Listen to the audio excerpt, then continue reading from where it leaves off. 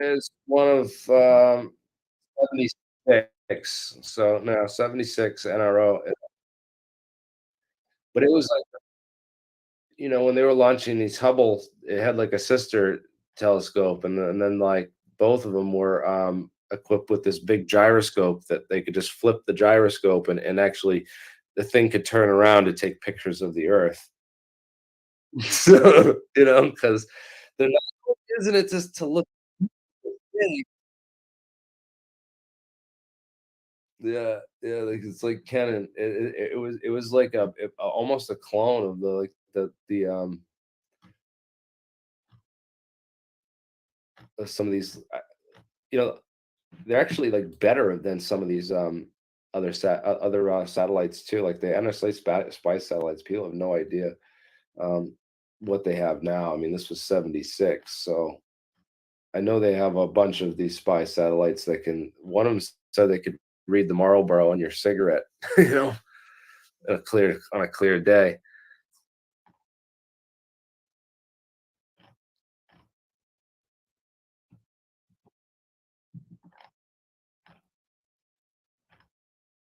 Yeah.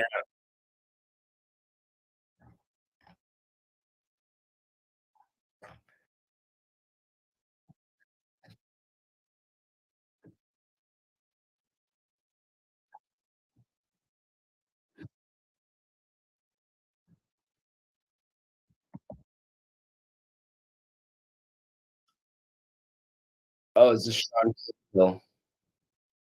Yeah, and he interviewed Patrick Hughes yesterday to talk about the Nimitz encounters. So yeah.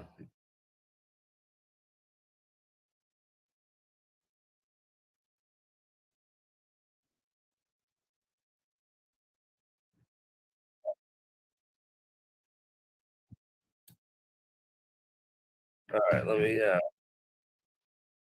yeah, let me entire screen. No, I want to share this tab so we can get the audio.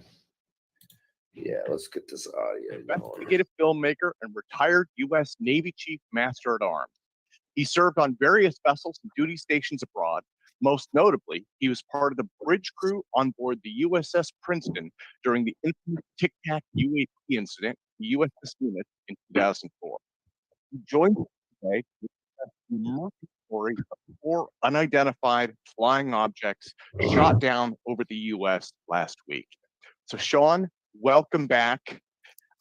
It has been a weird week. Folks in the audience, just to preface this, folks in the audience have been asking me what I think of this story, and they have been asking me to ask you what you think. So I need aspirin. That's where I'm at. Where are you at? I'm in about the same place. Yeah, there's questions and inquiry coming from 100 directions, with very different intent behind them around this subject. So there's a lot of things in the air at the moment, no pun intended. So. Yeah, well, no, that's a good point, right? Like when you have something that's mysterious like this, everyone tries to fit it into their own narrative, you know? So I'm sure that like people in the UFO community are trying to say, okay, well, this is an unidentified, alien artifact.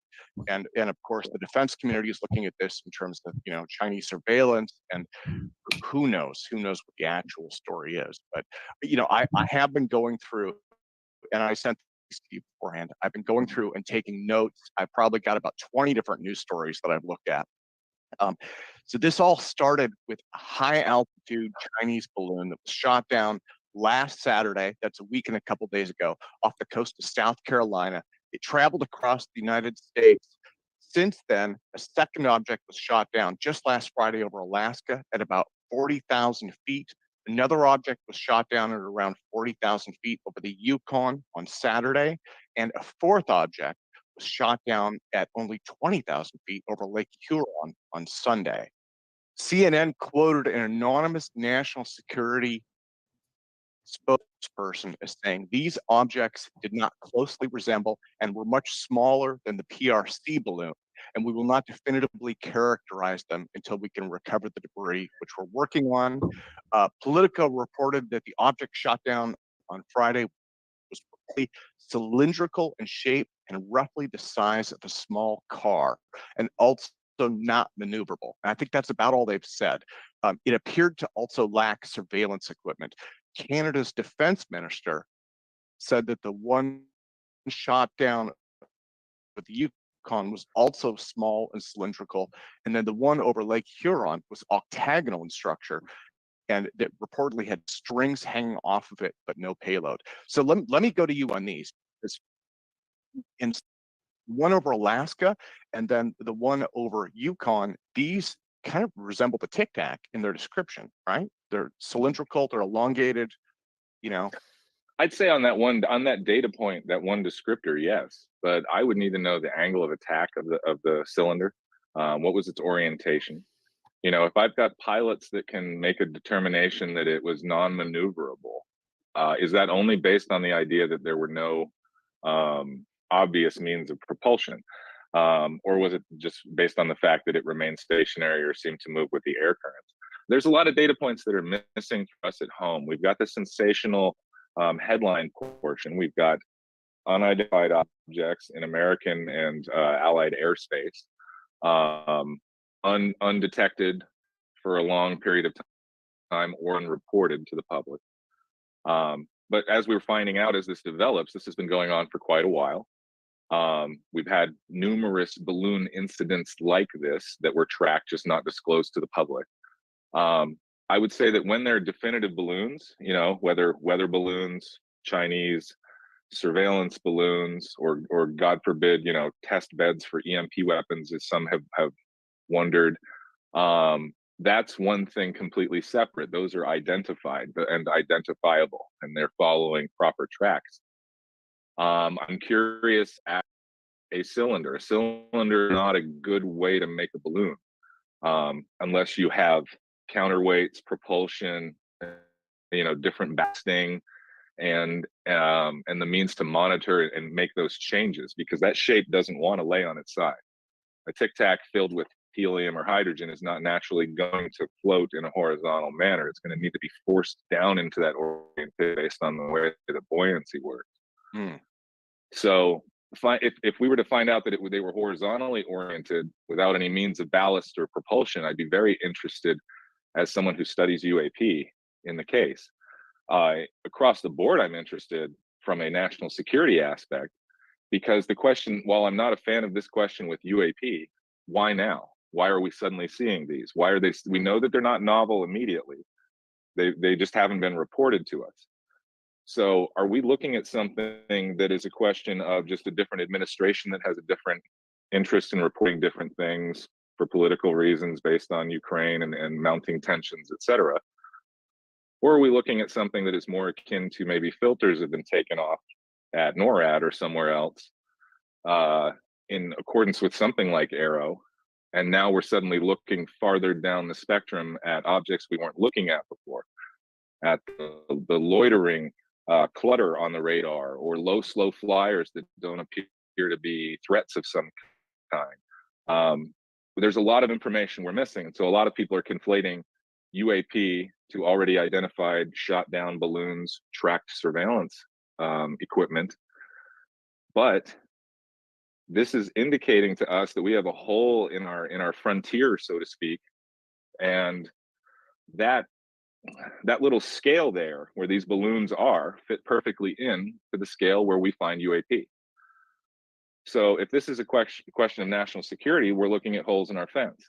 And if this is a question of the presence of something more esoteric, well, we seem to have found a way to detect it. Why are we immediately shooting these things down if they're not identified? Yeah. Well, and those are excellent points. You broached a lot of big topics there, you know, and going to the idea that these things aren't new, and this is off my questions list, but I had an email 2 days ago from someone who was asking for Kevin Day's email, right? And I said to him, well, let me forward something, you know, who are you? And so the person started to write. He said he was a radar operator in the military, and he described what Kevin had seen. And he said, you know, I was working at a stateside station on the coast, And he said, we saw these things go down the coast all the time on our radar. So to what you said, this isn't new, right? Maybe filters have just been removed. And I mean, there are rumors of this that go back decades. These anomalies on radar that just get ignored because they're not causing any trouble. They don't seem to be an immediate threat. So, yeah, I think we've all seen, the Friday night mysterious TV show, talking about the radar operators tracking things over and over again. We've seen it. We've been watching it for the last 30 years on television as an aspect of entertainment.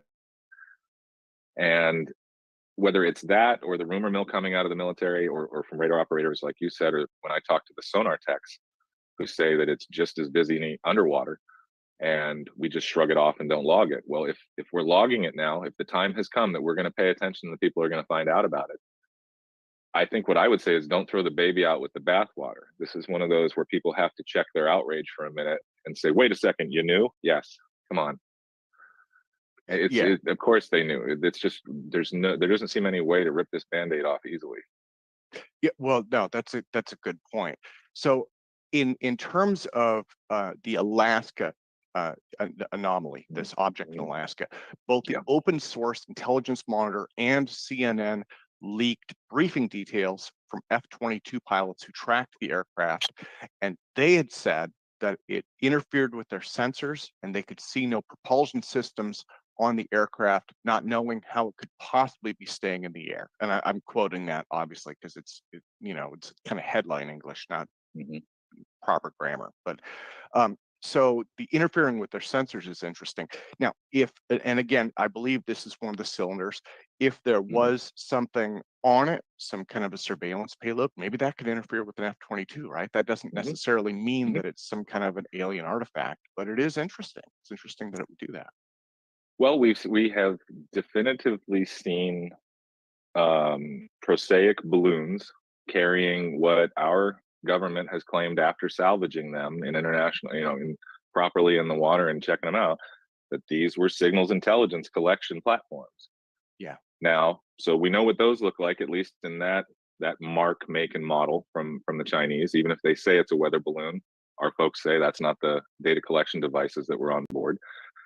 Are we now looking at something that is more akin to an EMP, radar jamming, some kind of, a non-passive, an active system?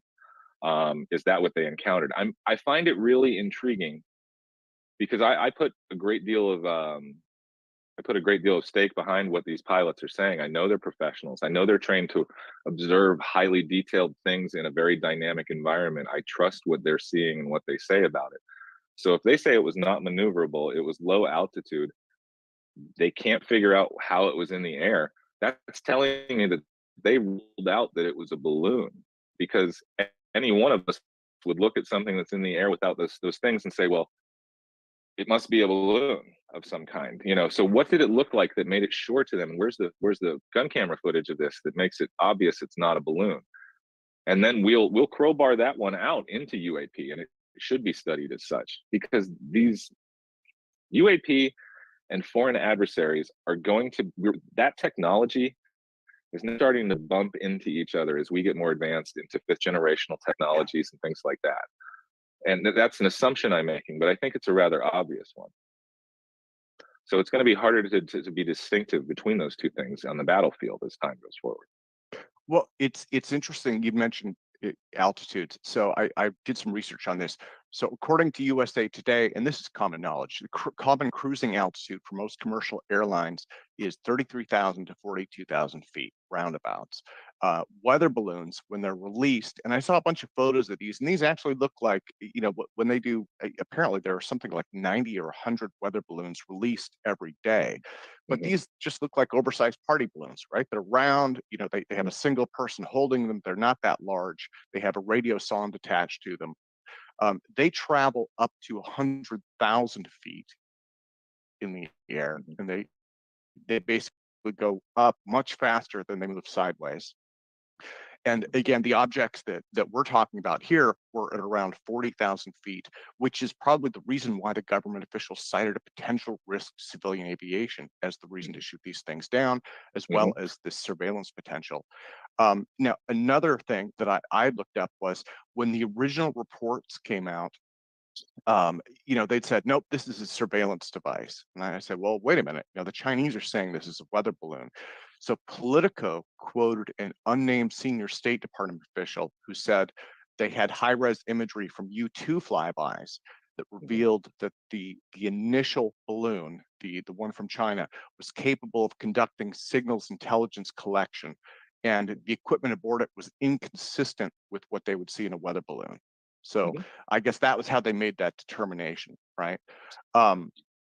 But again, it's interesting that Chinese balloon, it doesn't resemble a Tic Tac, and from the media reports, it doesn't resemble these three other reported objects. And so one of the things that occurred to me was, it seems like it's fair to say that if the Chinese were going to spy on us, now we know how they would do it and what it would look like. And that's not what you encountered on the Princeton, right? And that's not these objects in Alaska or over the Yukon. You're absolutely correct. Our personnel on the scene, our professionals on board USS Princeton, USS Nimitz, were able to determine very early that this was not a balloon or seagulls or other chaff or things like that once we had all the data in. And so, no, it's assuredly not what we encountered on Princeton. And I would say, secondly, let's back up a minute and say, we know the Chinese are going to spy on us, and that this is one of the many means of which they would do so. And I think it's interesting, if it's passive spying, doing nothing more or less obtrusive than a satellite might, then perhaps you would want to let it go so you can witness the capabilities of the platform. If it's not a threat, you're going to watch it as long as you need to. You're not going to shoot it down until you have to. And then when you do so, you're going to do it in a manner that sends a message. I'm still trying to figure out the message of using a $40 million Sidewinder to shoot down a balloon, but especially if you want to recover the debris. but I wasn't the one making that decision. I'm far more concerned, as I said, on the national security front, that one day our technicians at NORAD are going to look over the top of their coffee cup and see 1,000 Chinese lanterns with EMP devices coming over the horizon. And if that capability to sneak in under the radar like that literally exists, that frightens me. I hope we are removing the checks and the filters to find these things, even if it makes folks' jobs harder and suddenly UAP start popping up everywhere, which I have a feeling is kind of what we're seeing. Now, I'm not gonna go right to saying the octagonal and cylindrical objects we're talking about were UAP in a UFO classical sense, but as they are as yet unidentified, they have to remain in that bucket. And I think a lot of people are especially the folks that get a real visceral trigger from the UFO UAP subject. We should be far less concerned with the extraterrestrial aspect and just more concerned with identifying the things that are in our atmosphere, airspace, orbit, local area, etc. And ease off trying to make these binary distinctions about origin and pilots and things like that. We have so much to learn. And if it was easy over the last 70 years, they just would have told us everything they knew if it was simple. Yeah, well, that's an excellent point. So General Glenn Van Herk at NORAD said that he hadn't ruled out extraterrestrial origin for the 3 airborne objects that were shot down. The initial balloon, we know that was made here, right, or made in China. But for these other 3, he didn't rule it out. He said he would let the intel community and counterintelligence community figure that out. I haven't ruled out anything. Now, so this goes to the rumor mill, I guess. I want to fast forward down again. I just put these notes in here. So I have a story here. It says, the White House wants you to know that the flying objects Biden shot down weren't space aliens, right? So that's one. That's at least what they're prove that. So like obviously it wasn't space aliens. Like we already knew that. We proved this earlier. For those of you just tuning in, we're watching Sean Cahill and Tim Ventura interview from 5 hours ago. So this is brand new. Please go to Tim Ventura's channel and subscribe to his channel, please just go here and ring the bell so that you get the notifications. Tim's doing some amazing interviews, and he's doing some real good coverage of all this, and he gets a lot more it's a lot more people than I do. So different, it gets a different crowd of people than I do. So you know, he's a real cool, easygoing guy. So I just want you guys to go and subscribe to Tim Ventura, and also look up Alt Propulsion and APEC conference. Tim also runs the APEC conference and the Alt Propulsion channel, and consider subscribing to those as well.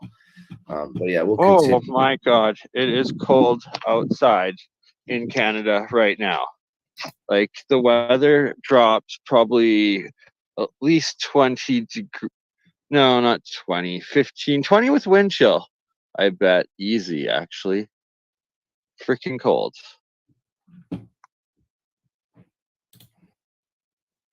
But Tim is absolutely amazing. That's why I rejoined to talk about Tim. And as soon as I get back inside, I will post his link in all of the live chats. And what we've got going on now, Jeremy, is I've got a second stream opened up, restreaming this. So it's now live on my other YouTube channel as well as live on OdySee.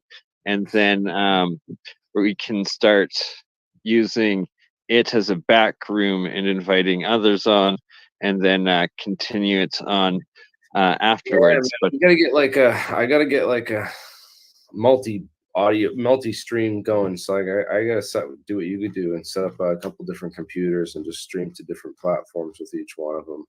Absolutely. Like as soon as I finish my smoke and freezing my arse off, I will be back inside. And so, yeah, I'm also going to go live on Twitch right now and Twitter. And you're actually already also live on Twitter, which, see, you're already doing what I'm doing.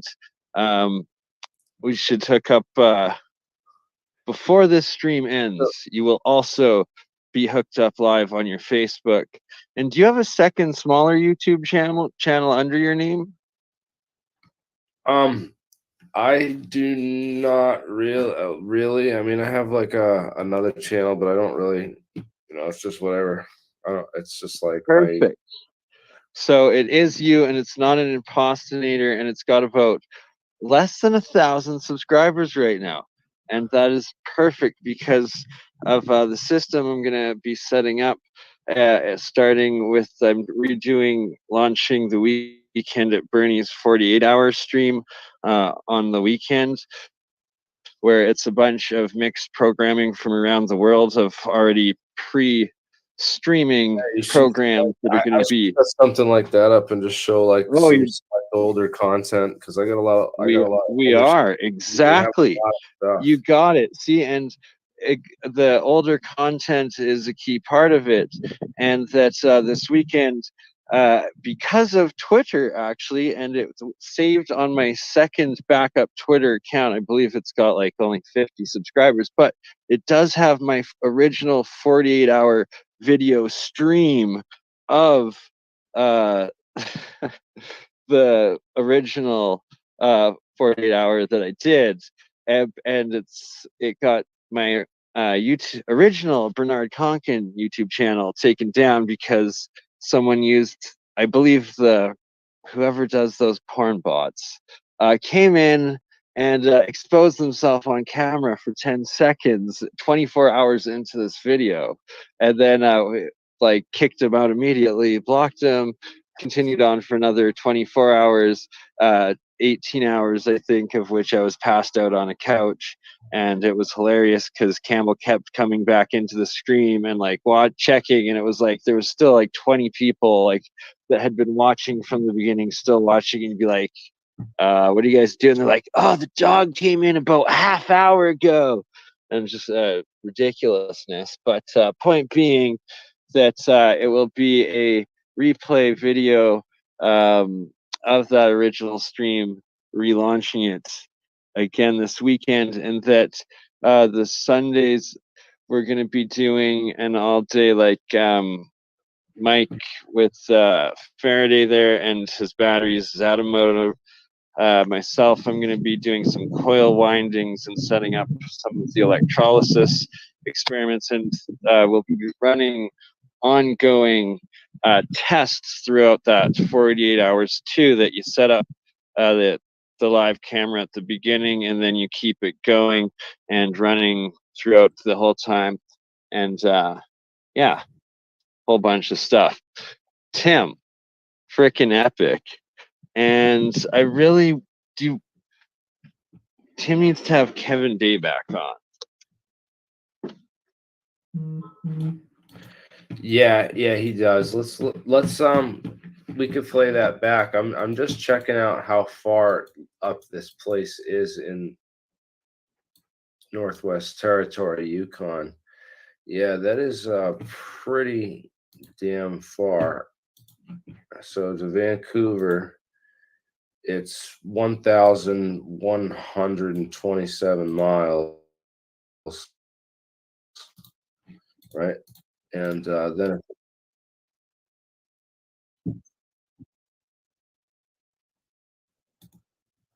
if I were to fly in a plane, it's double that. It's 2,500 miles to Boston. So it's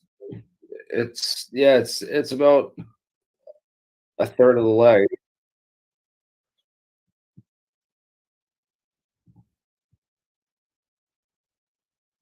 Yeah, we'll get back to that. We'll get back to that thing. So yeah, so this is where I am here in Boston and Providence.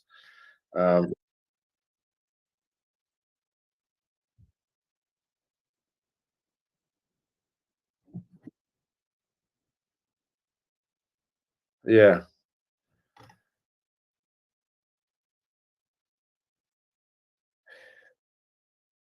Well, it's interesting that people have said the cube within a sphere, but in the patent for that thing, for that cube within a sphere, cube within a sphere patent, you'll see the balloons, this balloon thing. It's actually not a cube. Cubes have four sides to a side. So this is an octagon. So when they say octagonal, is it an octagon, octagonal, or is it an like an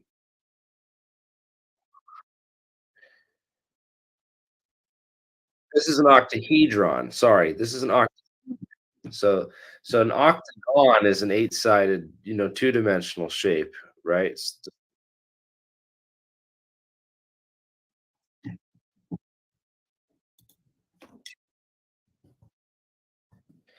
this is actually an octahedron. Did anybody say that in this chat? No, nobody got it. All right, cool. I was said octagon, and I'm like, no, octagon's not right. So what's the difference between the two-dimensional shape and the three-dimensional shape? It's the hedron. Yes, this is an octahedron because actually a cube has the sides of four have squares, are all squares. So this is triangles on the side, and it's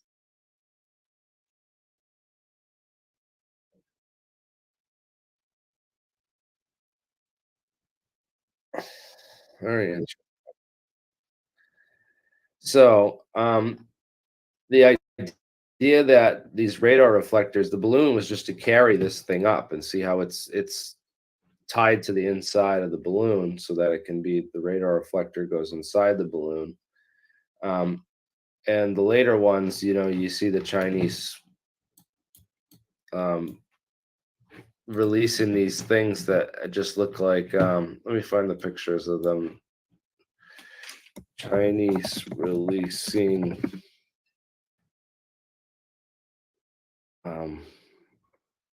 radar balloons. I think that's the key word you want to say. No, so you get a lot of yeah. See these things? they actually have just an inflatable balloon, and then they dangle this radar reflector from the balloon, and that turned out to be a better setup than trying to, float the radar reflector inside the balloon.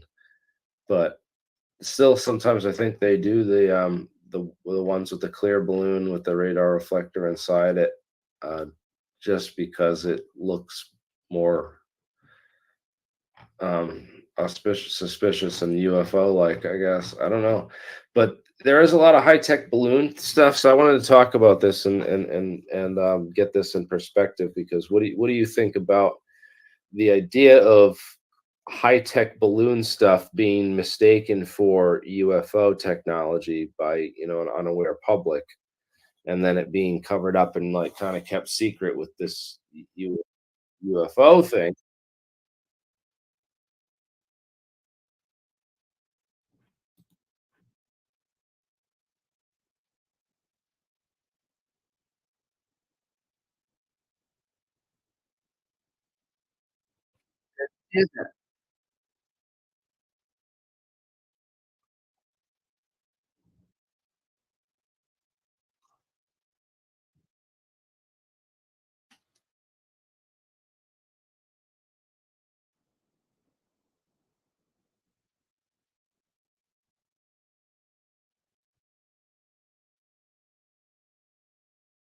Yeah, this is part of this chain of some kind of coordinated event, and they might have been different types of aircraft or balloons that were had different purposes, and they could have been different shaped balloons. So you think like, so this said an octagon shaped balloon. Is that what he said? See, some people see nobody when we were talking about the shape of that balloon, right? Nobody, was just pointed out, oh, that's an octahedron right away. So and I'm sure about, probably maybe even half of you knew this because we talked about like, this kind of stuff before, but I just don't think that maybe when he said octagon shaped, he meant octahedron. Is that, and when they said it's an octagon shape,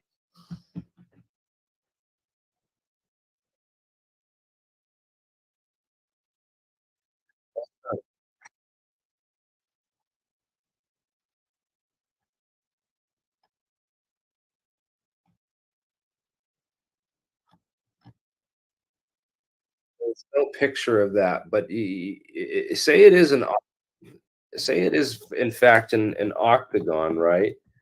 So this one was just sorry, I wanted just an octagon.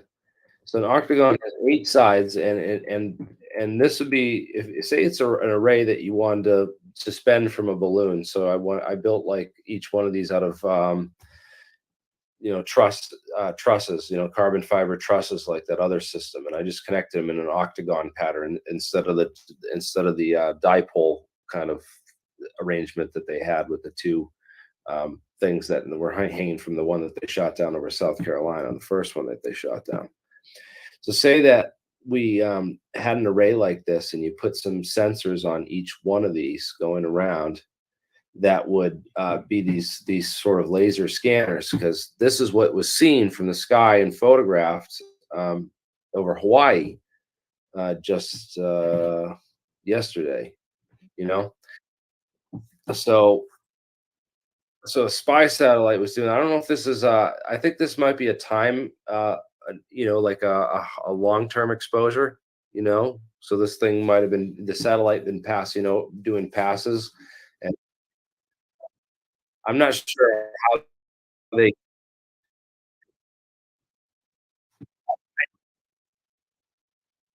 Yeah, I don't have time. I don't have information on this photograph, but yeah, I would love to know the photographer, the location, the camera that was used, and the exposure, rates, because that would help a lot with, understanding what we're looking at here. And it almost looks like a long-term exposure because of how faded out everything else is in the shot. But the fact that it's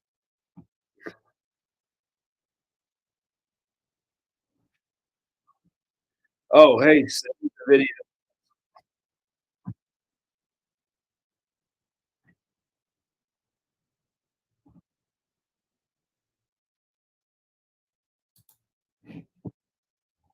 Okay, is there a video of this? There,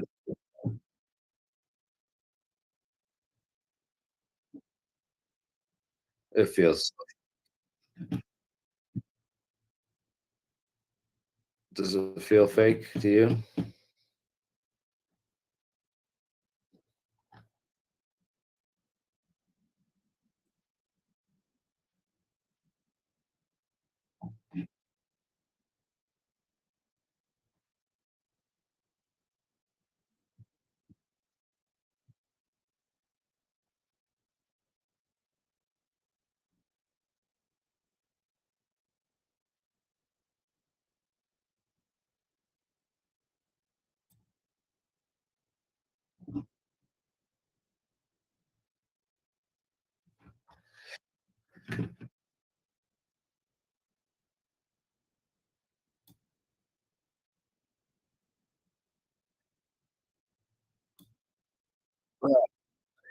You gotta know, like, number one, if it was a UFO, if it was an alien spaceship or a Bracewell probe, or one of these things, it was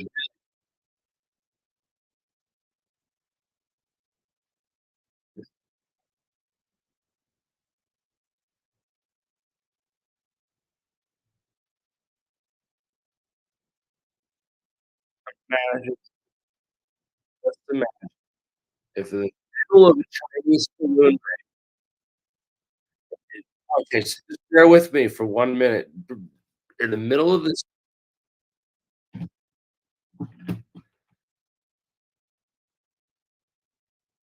because in the middle of this Chinese balloon raid, what was actually happening is that the aliens were coming down to prevent World War III from happening, and they went to the most peaceful nation and the most, beloved, leader on the planet to go meet with Mr. Trudeau in Canada, and, the US sent NORAD in and violently shot the aliens down over Canadian territory, and now it's like World War IV. I mean, it's like 3 and 4 and 1 because not only do we start we're starting a war with the Chinese, we're now starting a war with the damn aliens.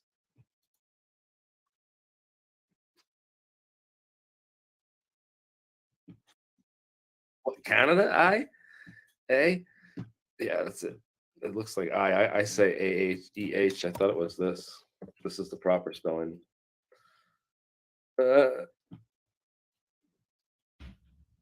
dude, I tried to watch.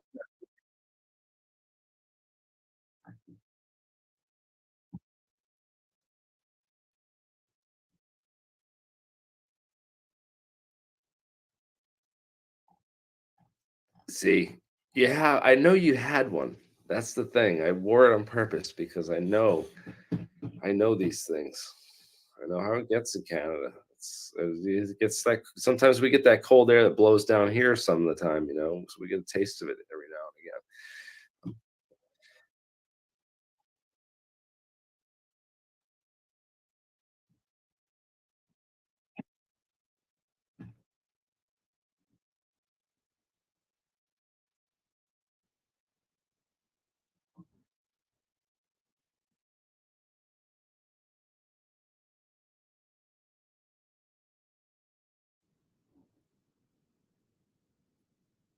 Okay, Greta. All right. It's enough talking about the planets, oceans boiling away. I don't want to. It's too depressing to hear about.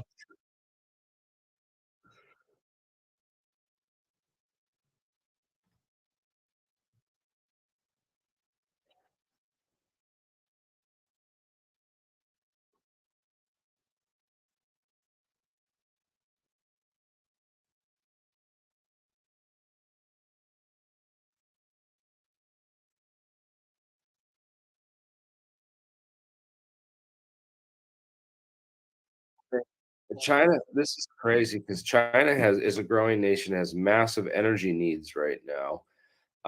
They were building 10 nuclear power plants, a whole system of nuclear power over there. And that was causing all kinds of concerns with the nuclear community because of like the Chinese's notorious safety record. Um, and they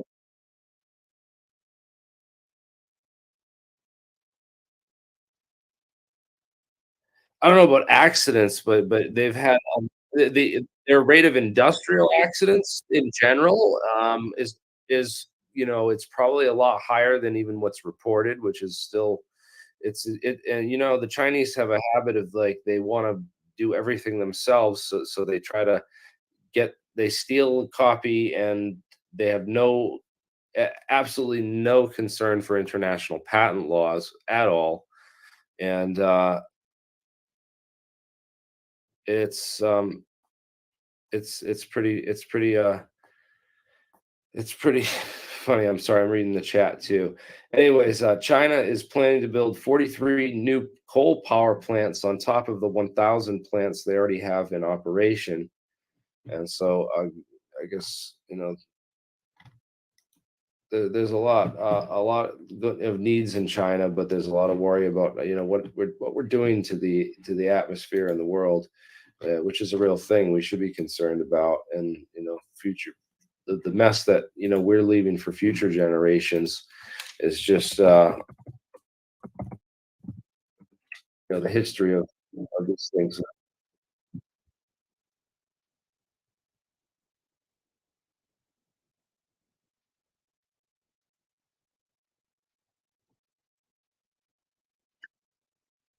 It's like the amount of natural disasters and spills. So environmental disasters. We talk about what happened in Ohio, right?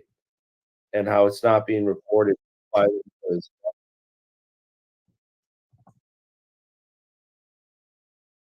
there's something called Superfund sites, and it's interesting when you look this up, because this is, every time there's one of these events, there gets to be another point on this map. Okay, so what happened in Ohio is actually, the media is not reporting that, but they don't teach you this in school either, right?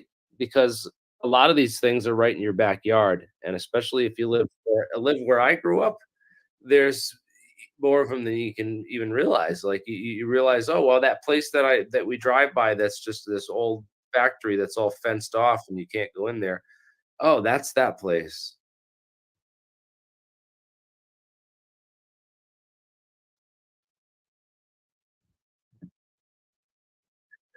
Uh-huh.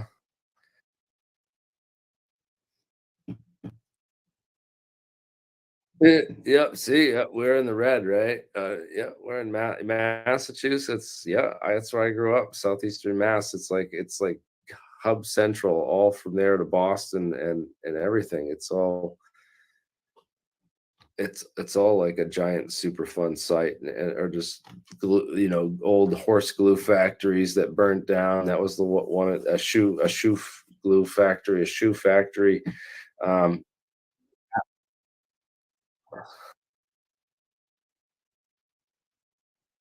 well, it's just, places where it's contaminated soil, an environmental disaster. It's basically, these are environmental disaster sites that are just, like, too expensive to clean up, so they just kind of cover them over, and try to isolate them, and make sure the groundwater, they put plastic over them, so, put them in pot. A lot of times they'll, like, go and clean everything up on the topsoil and put it in a big pile, and then put, like, tarps and stuff over it so that the water wash it into the ground soil, and stuff like that.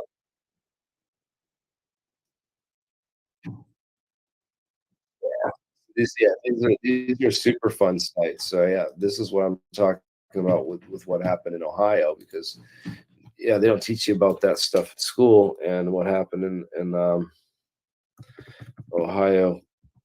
This chemical spill, all that goes into the ground, and then who knows if they clean it up, and then it goes into the air too. It's all going into the air.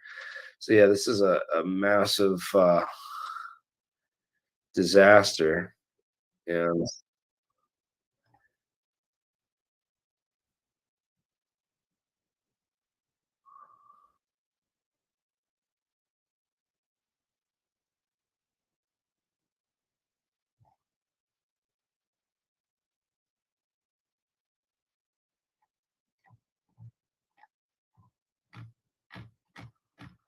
uh, that's pretty horrific, and I just can't believe, like, having to clean you have to clean that up, and you'd have like, oh.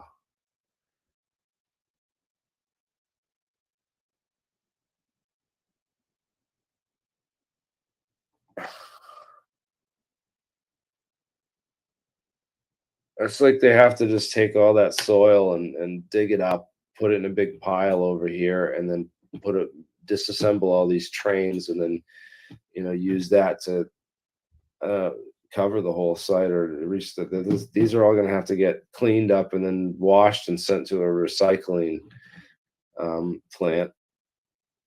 That's just I can't believe what's going to have to the work that's going to have to how much I would charge as a contractor for a job like that.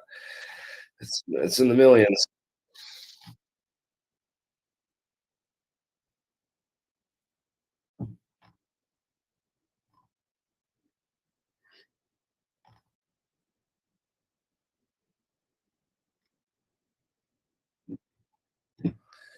Oh, so they gave out some money though for the people because there's a bunch of people suing, of course.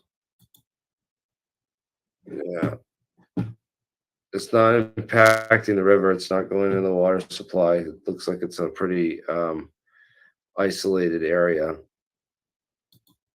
Let's see if we can find. Um, See if you can find that in the coordinates on Google Earth. It's in East Palestine, Ohio. Anyone from Ohio and knows the actual location of this, let me know. We can find it.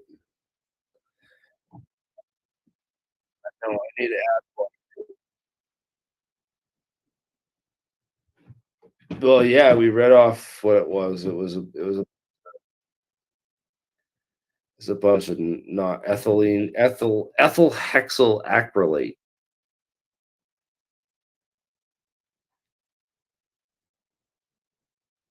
What the hell did they use ethyl hexyl acrylate for? You know, you know. Well, I need a tank. What do I need a train car full of hexyl ethyl acrylate with a pleasant odor? Could be using cellulose. So the properties, it's polymerizes easily. So what is it? It used for making polymers? Tucks a lot of other additives or stabilizers. So the electrolyte major base monomers for the preparation of acrylate adhesives. So acrylate adhesives. So what is makes those specific? So this is again glue. This is like again. I talked about. There's a super fun site that I looked up the street. It was a glue factory that burned down. So this is like chemicals for making glue. Same kind of crap. Yeah, this is going in the soil forever. Oh, this is like terrible, bro. This is like the hazards of this stuff, and people like I don't know. I don't know who's they're not they're not paying people well enough to so like guys like depressed because he's like my paycheck hasn't gone up with the price of eggs and I don't know what the heck is yeah so yeah okay okay all right that's going to like it's like acrylics. Yeah, so it's acrylate. It's acrylic. It's acrylic glue. So like that you ever have that stuff for the girls use to make their nails and it's a yeah, it's an acrylic adhesive that they glue those fake nails on. Look,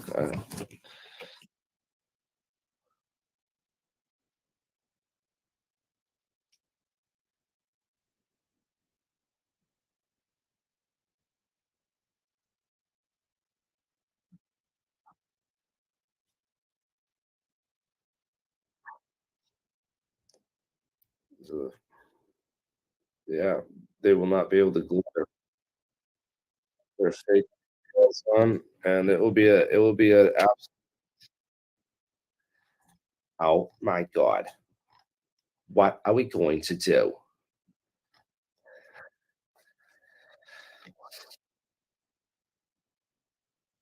There'll be Jewish mothers everywhere freaking out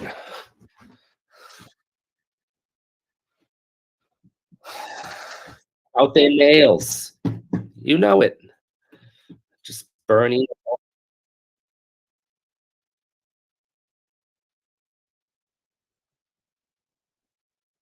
Dude, all yeah, the chemical all the frogs in that frog pond turned straight because the woman had such nice nails after the chemical spill. Jesus. Yeah, no, we're just being stupid. All right. I try to make it entertaining, man, because you have to laugh at you have to laugh.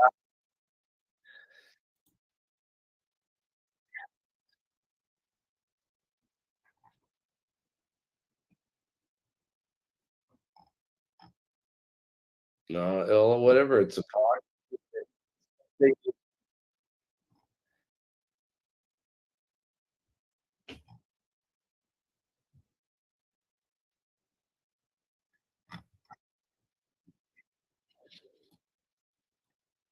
Well, polymers just mean it makes chain. It can form these chemical chains or bonds, easily. So it high temperature. It's a liquid, right? Um, and it's malleable. It's malleable with plastic. So they take this base stuff, which is all the loose. It's just composite, all loose particles. Then they heat it up and they injection mold it. This is how plastic polymers work. And they injection mold it, and it forms these bonds. In the when you cools back down from that heated state, it actually creates these chains really easily because the valence bonds are easily exchangeable or interchangeable on the polymer molecule.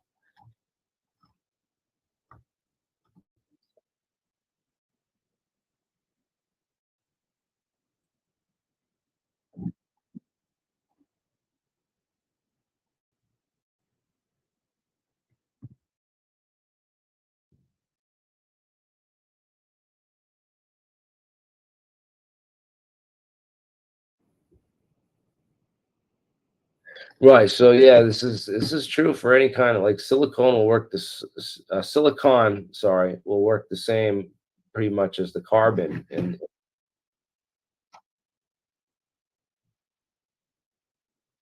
yeah, so the yeah, silicon and carbon are very similar. Yeah, scoliosis. Yeah, well, if you carry enough granite on your back, you'll probably get scoliosis. Um, I probably have it from all the freaking tile I carry. Crap. Anyways, the granite and the concrete and these polymers, yeah. Well, I don't know about. I know, like I've seen a power line fall on concrete or with the damage that it can do to concrete. So let's look up a video of a power arcing through concrete, just so we can see for reference, because you can actually arc welding is a real thing, and when you have a metal when you have metal and you have an arc where it creates a really high temperature spark. It's the temperature is so hot that it can melt the metal, and it's a method of welding. It's also used for refining metals and stuff. But where were we just going with this? The idea of using.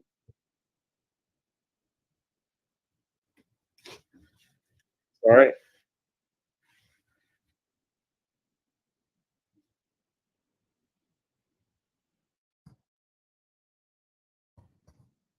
Yeah, there's electricity and concrete. I wanted to see an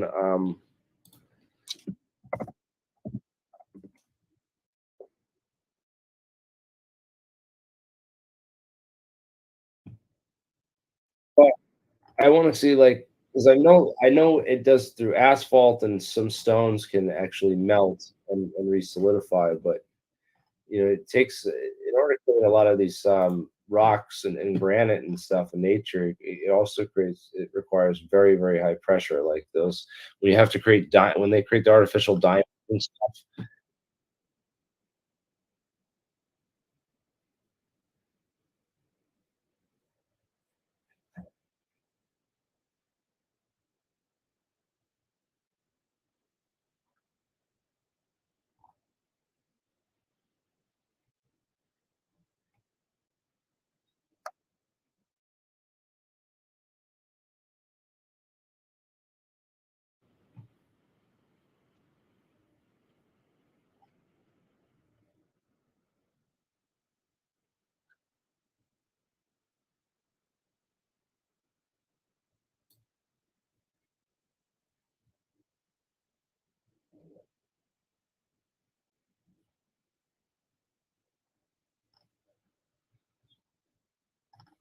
Interesting. Yeah, looking up like Roman concrete, and they made it from Vesuvius ash, which is very, very finely powdered um, nanomaterial.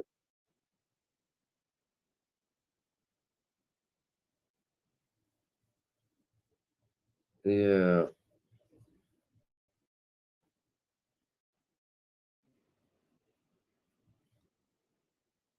So what's we're doing a show tomorrow night with Zertis.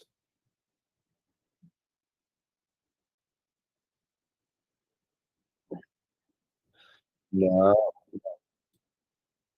earthquake forecasting, huh?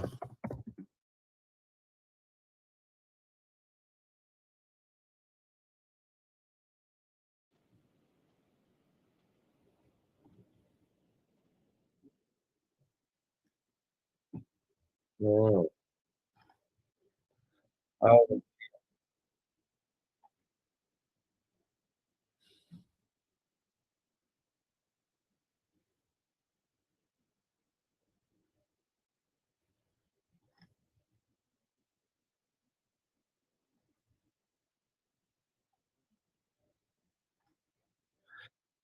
who's the guy that predicted the so he predicted like, there like did he like you can go back and check his tweets and he's like, yo, there's gonna be an earthquake, tomorrow or next week.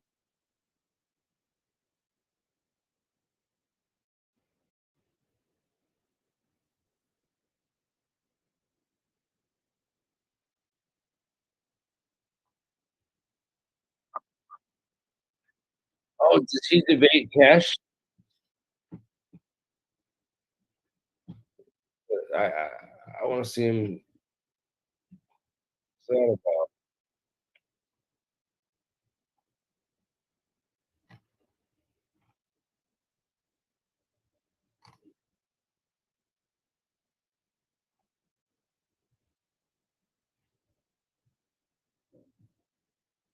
Well, we're gonna get him on. So if anyone is, we got all the CIA agents, and we'll let them all the whole agency have at him in the live chat, and people can ask their questions on Twitter.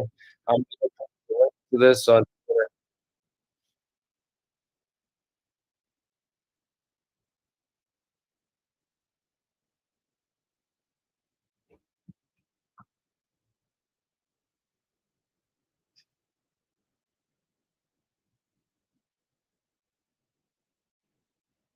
Oh God! Well, I hope not too much because I'm gonna have, if I gotta like, yeah, some of these guys, I'm just like, oh man. Well, I hope so, man. I just, like I can't wait for the flat earthers and chemtrail. We didn't land on the moon. You gotta understand me, man. All right. Well, I don't know nothing about him, dude. If he's legit, I got some people. We got haters. We got Oh, hey, I got my haters too, and if I was just gonna listen to other people's opinions of people, I wouldn't, you probably wouldn't go for a guy like me because it's just I piss everybody off because we're all wrong certain times. Yo, dude, should I call? I want to call. I gotta call up the solar marshal. Let's. Oh God, I'm gonna send him a. I'm gonna send him a link right now to the stream. If anyone else wants,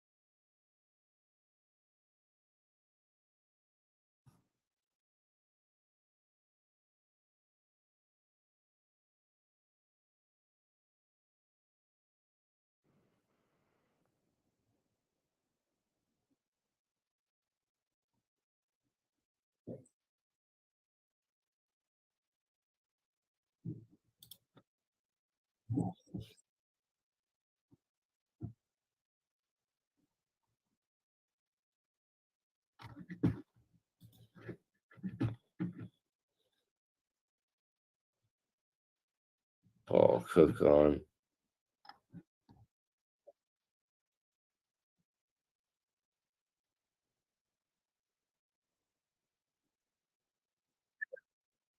Well, I judge the man by his information, and we'll take it one. I just hope that we get like one step.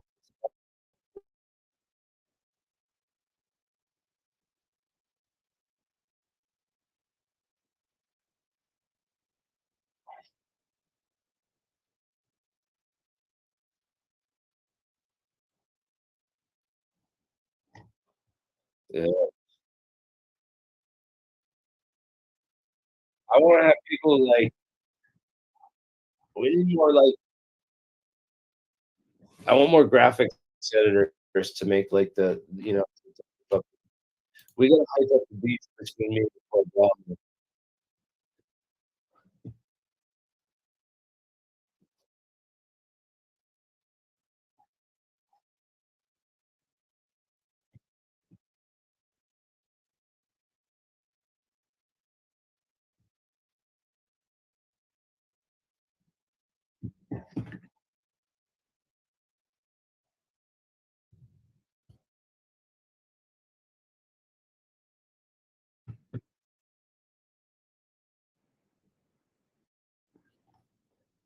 Where's the exact location? I want the exact location of this UFO that was shot down in Canada. So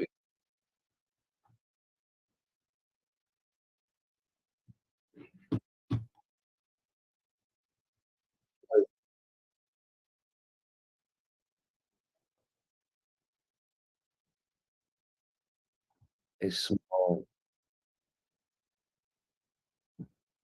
Oh, is this wait?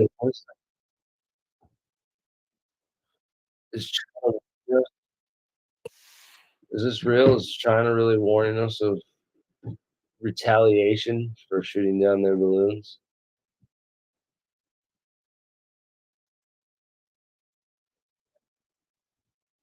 Small metallic balloon with a tethered payload below it.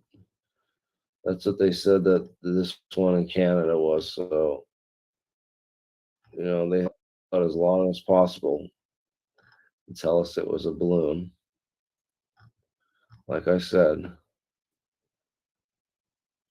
Oh, look at Kirby insisting that it was not a political move. Yeah, right, dude. Oh God, this is gonna blow up in their face, dude. Hilarious. Dude,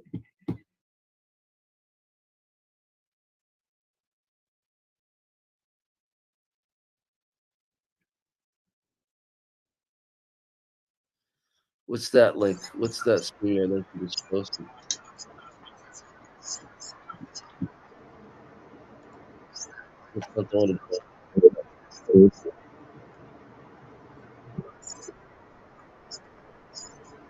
Hello. Can you hear me? Can you hear me, Jeremy? Jeremy?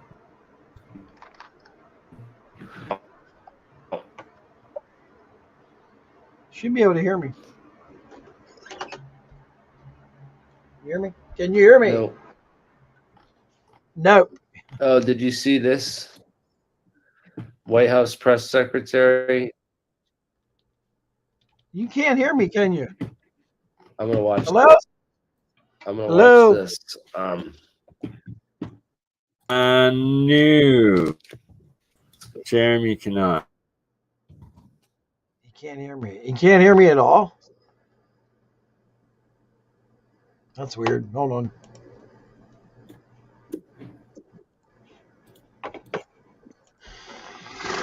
Oh boy. Is this the full briefing?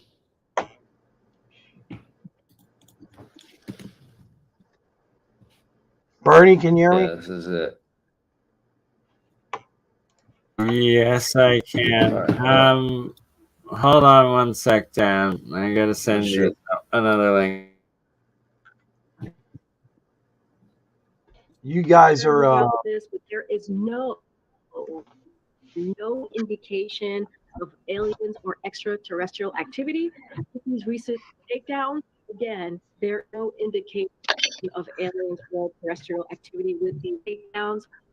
Wanted to make sure that the American people knew that, all of you knew that, and it was important for us to say that from here because we've been hearing a lot about it. I'm not. I'm just, I loved E.T. the movie, but I'm just going to leave it there. Just wanted to make sure we address this from the White House. I know there have been questions and concerns about this, but there is no indication of aliens or extraterrestrial activity with these recent takedowns. And that's at least what they're just making fun of the community. It's so like stupid, dude, the way the media handles it all. actually. I have a quote here from Dr. Mark Rodinger, who said, the fact that the military could shoot down the object and that it wasn't doing crazy maneuvers makes it unlikely that it was extraterrestrial or super unusual. And he'd said, in the history of the UFO topic, we've never been successful in trying to shoot down a UFO, a real UFO. And by that, he meant extraterrestrial.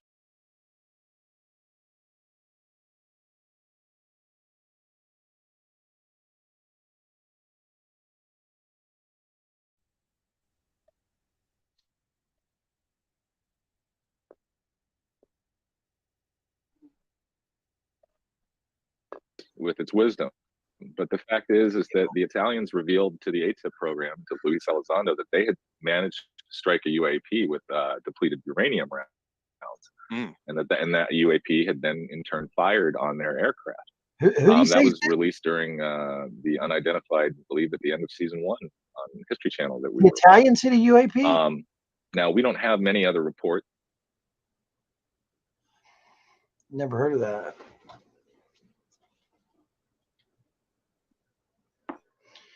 You're muted.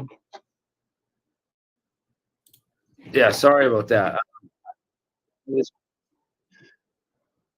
So he said that was Lou Elizondo said that. Or, Yeah, said the Italians used their depleted uranium round. yeah, that was the end of season 1, right? That was the end. That was about the Italians that had shot at that UFO. That should be everywhere.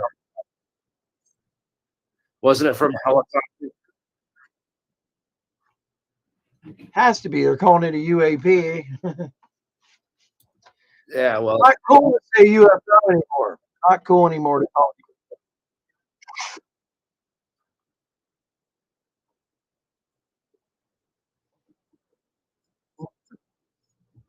it. Notice how the White House had to make it a joke right away. They had to make the entire crowd laugh. It's not funny at all to me. This is not funny. It's been building up for a very long time.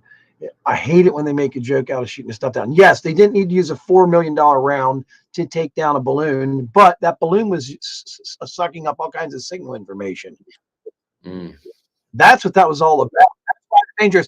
There's a guy named Mike Glover who is a career Army 82nd Airborne guy who's a Ranger, and then he went to work for the CIA. If you look up Mike Glover and how he explains it, I can drop the video link in there. Man, he nails it. He's like, this is all about signal intelligence. This has nothing to do with them taking photographs. Everybody thinks that a satellite has to do with taking photographs. No. Alaska's got an incredible amount of military bases up there. Places like Montana and all them places that thing was flying all over the place at.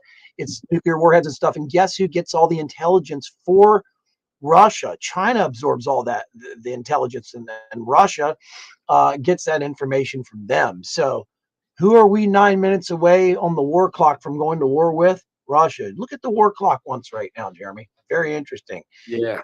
It's at 9 minutes. It might have went down since then. I mean, it might have gotten closer. It might be like 6 minutes. Chinese. We're like an inch away from World War III, and people are just walking around, don't care. It's crazy. There are a bunch of them that World are. Yeah, I think War, they're like all equipped with Christians. that DRFM technology, the digital radio frequency memory, where they're recording all the RF and radio signals. Oh, yeah. That gives you the metadata. That's why they're using a balloon. That gives them all the metadata. And it also makes us look like we could have just used like a $10 round to take that balloon down, but we wanted to show off. Right? Like a $10 round, like literally those F-22s, all of those jets have the freaking shot, like the machine gun at the front. One I don't know about the 5 Raptor. bullets through would have just torn that balloon to shit. That would have cost what, $50 plus the gas up there, where it's like, imagine the guy flying that thing for the National Guard. He was itching to just use that thing. And if there's F-21, another one, I want the dude that took the balloon up in the Red Bull and then parachuted out. I want him with the Stinger rocket to go up and fucking take that thing out. Well, Jeremy saw what I wrote. How ridiculous did you guys actually watch what the questions that were asked at the White House the other day? They wanted to know if there was a guy in the they wanted to know if there was a guy in the balloon flying it around. like I forget how high it was in the air. His head would have exploded. I mean, some of the questions as people asked made me think, man, we're doomed, man, when we get older. Oh my God. Remember Jeremy? We were on the phone. I'm just older. Seymour Hersh's freaking publishment. They flew from China to here in the jet stream, man. I mean, come on. Yeah, right? Like, exactly. Cahill's like some kind of he's very intelligent, but he's also involved in he's making money off this whole thing. It's become a business for him. If you look it up, he's got yoga stuff and all kind of weird stuff going. He's getting paid out all this. He's getting paid. He's very smart. I'll give it to him. I'm glad Tim had him on. I had no clue you guys had access to these people. There's nothing wrong with getting paid. No, I agree. There's nothing wrong with getting paid. You need to have Ryan Graves saw the East Coast stuff. He didn't see any West Coast stuff. You understand something? Ryan Graves is the guy that was the cylinder or the sphere within a cube, which I'm not so sure it wasn't a balloon, but he claims the thing was flying all over the freaking place, man. So it couldn't be a balloon if it was doing that. Which one was? I like the Tictoc story. What do you guys believe on? Let's talk about it. Ryan Graves is the East Coast guy. Back on. I just find it very strange that all these vehicles. Here's the whole thing about the whole thing. You've got Norfolk, Virginia on the East Coast. You have on the West Coast. You have Jesus God, I only talk Coronado, California, over there. Yeah, you also have Whidbey Island up there in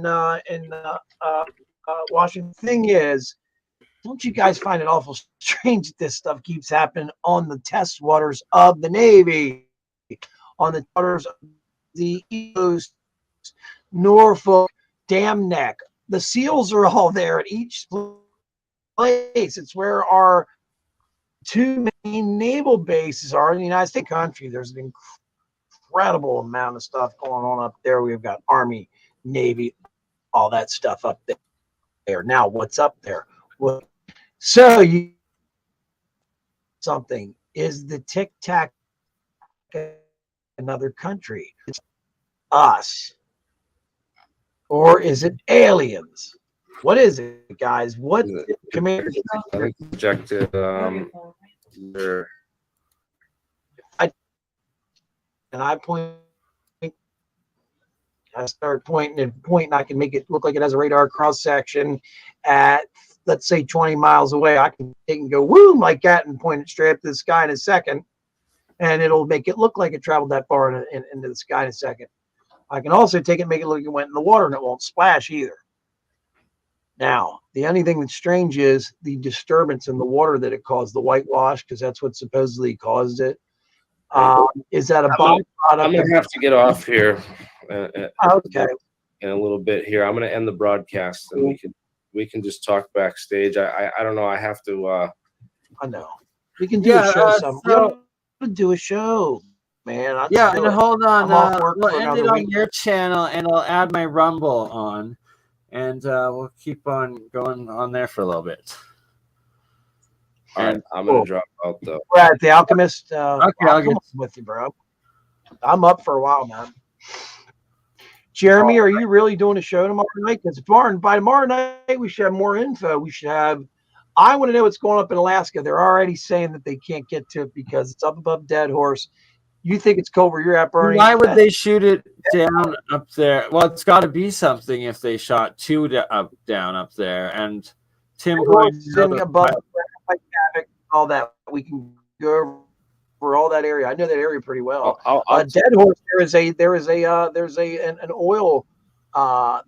There's an oil plate there. Remember, they dig deep underground for oil up in Dead Horse.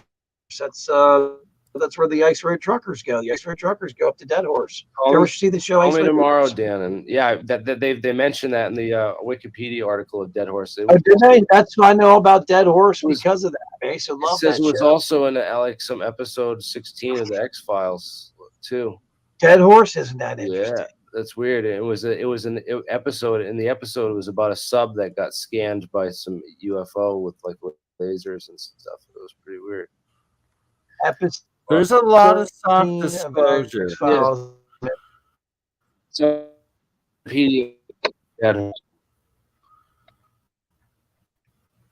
all right, I gotta go. Yes. So here, do I just on here? Right, Jeremy? You already did. All right, cool. All right, we still okay, cool. We'll talk about some stuff. It's been a while, brother. How is everybody, by the way? Good. By the way, I need to go to your channel now, which is the Alchemist. I have you on here. And hold on, we got to go back. Yeah, so we will swap over. Can you send me a link in the private chat here so I can just go right over to your channel so I can watch what's going on in the chat? Oh, I feel like I need to put my mask on. Got my Germany hat on. Yeah. I'm like, oh my God, I just put on a Soviet hat. What was I thinking? The CIA are now going to kill me. Or the CSIS. More likely CSIS. More like Christine. Oh, I'm still alive. It's been a while since we talked, man. I went to work and hang on a minute. Work. Yeah. I'm just going to use the camera for a second. Work. No, and that's not a flat Earth, by the way. That is, in fact, it is a picture. In fact, a garbage can Earth. We are garbage can Earth. That is how we roll. I am garbage can. It is both flat and spherical at the same time. It is garbage can Earth. So I do love arguing with the flat Private Jan Dan. And no, see, it actually is hilarious. Both, because I make absolutely everybody a moderator, so nobody can block each other, and then it's like has to tolerate everything. It's on Jeremy's, and then when you switch over, I don't know why. Private chat. Here's the link. By that time, it's 3 in the morning. I have to go to bed, bro. It's normally a thing where it's logistics, right? Get some sleep, bro. Not tonight, though. I don't work tomorrow. So very nice. Let's talk ufology. Let's talk about what's up. Let's talk about the State of the Union. Absolutely. Dan, in the private Where chat, I'm at. click the private chat link so we can go over to the other one. Because we're Okay. live on the other one, and then How do I get it? also How do I get we into open the it up. Or actually, yes, that's how we should do it. Sorry, yeah. Going into the other Here. one right now. I will- Going into the other one right Oh, now. you're going into the other one? All right, we're good. How- Well, you do. Can you Kaboom. post the link? And then we go like this, and we go like.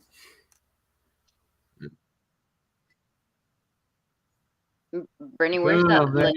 you go. Do you see me? Oh, there we go. Okay. And then we go like this. Hello, Newell. Hello. And- Hi. How are you? Good. We go Where'd Right. Jeremy go? like He's Jeremy had to some go. sleep, and then we're going to do a show tomorrow night. I think we need to stay on top of this Yeah. every night. Stay on this. It's hammering. Well, I wanted to tell him something. I Mm-hmm. received a call from overseas. They're doing a shadow ban on media. Iran has a nuclear base that they exploded a nuclear bomb on a fault line, and Oh, wow. the thing is called Eagle 44. Nobody knows about this. This was a special call that I got. Where are from you at, or can't you say? Oh, I don't care. I'm in Houston. Oh, okay. I thought you were getting ready to say you're in Iran. I was going to say, don't say that. Okay, go ahead. Yeah, nobody's covering this media. This is somebody from overseas that told me about it. But aliens show up when there's a Eagle nuclear 44, you state it's called? I'm sorry? You said it was called Eagle 44? Yes. It was search it. I tried to search it. I found like bits and pieces of information. You got to understand something. That's going to be really, you're going to find so much stuff under Eagle 44. It's going to be unbelievable. It's yeah, but put Iran, Iraq border. This happened just like a day before the earthquake. So, a couple of things. One, it could have hit like a fault line and caused the earthquake. Two, aliens are showing up. They only show up when there's a nuclear blast. So, wow. an FYI. Good point. Yeah, I've always wondered that the nukes and UFOs thing is a huge thing. I I know a guy wanted was to writing a know book about that, kind of died in the middle of it, but he was old. Something that I just like today, like this morning, I received this information. So, no. Pretty cool. Where are you? You're in Houston, huh? Yes. You sound like you'd be a lot of fun to hang out with. People with information like that, that's wild stuff, I'm just gotta do some digging. Yeah. Right now, I'm in South America. I mean, right now I'm in the South Pole. I'm in, believe it or not, I'm in Antarctica. No, I'm just kidding. I'm not in Antarctica. In my mind, I am. I pretend the world doesn't exist anymore. I gotta have Eric back on. Good old Eric Hecker. Spent a year at the. Oh, Eric Hecker's awesome. I love Eric, man. Yeah. Actually, he hasn't done it. A lot of his shows he does, John Warner has it. He's John Warner on there all the time. Pretty good stuff, but Eric Hecker, get him on. He's awesome, man. He's one of my buddies, man. Yes, the South Pole guy. He lived down there for a while. Yep. Yeah. South Pole Yeah. Now he's back in Alaska. 1 year down there straight. What we should really be talking The about plumber how, down there. how to get Antiquitech activated. I was going to try to get do South Pole Station's electrician, Yeah. but Oh shit! Where's Right? there's so many people that apply just to do the I will job be that back. the pay is, I'm gonna get the Matt pay is on so here as great well. because of so many people wanting to be there. You got to dedicate at least 6 months of your life. I'd do the whole year, I think, because it wouldn't be a big deal for me to be isolated. Some people can't handle isolation. I can. I love it. Yeah, Eric Heckert's show is called Deciphering My. Hang on here. Eric Heckert, he's awesome. Deciphering my experience. Yeah, him and I Shout are friends out on to Facebook. brother. I can message him if you'd like. Here it is, Eric J. Hecker. Yeah, see if he's available. Yeah, Eric. Here, I'm going to send you in the private chat. Check him out. You message him. Okay, private chat. Right here is his book face, aka Facebook. Message him, He knows who we I've are. got his email. I'll go outside right now. I'm gonna email him. I'm gonna email He's Dan, 3 and hours then I'm gonna behind. He's email probably awake. Matt He Rice stays up to, very late. I'm gonna message him right yeah, now. exactly. Let's both message them. Let's live bomb Eric Hecker to get on here. Let's heckle Hecker to get on here. We want you on the show. So where are you located? I'm in Pennsylvania. Nice.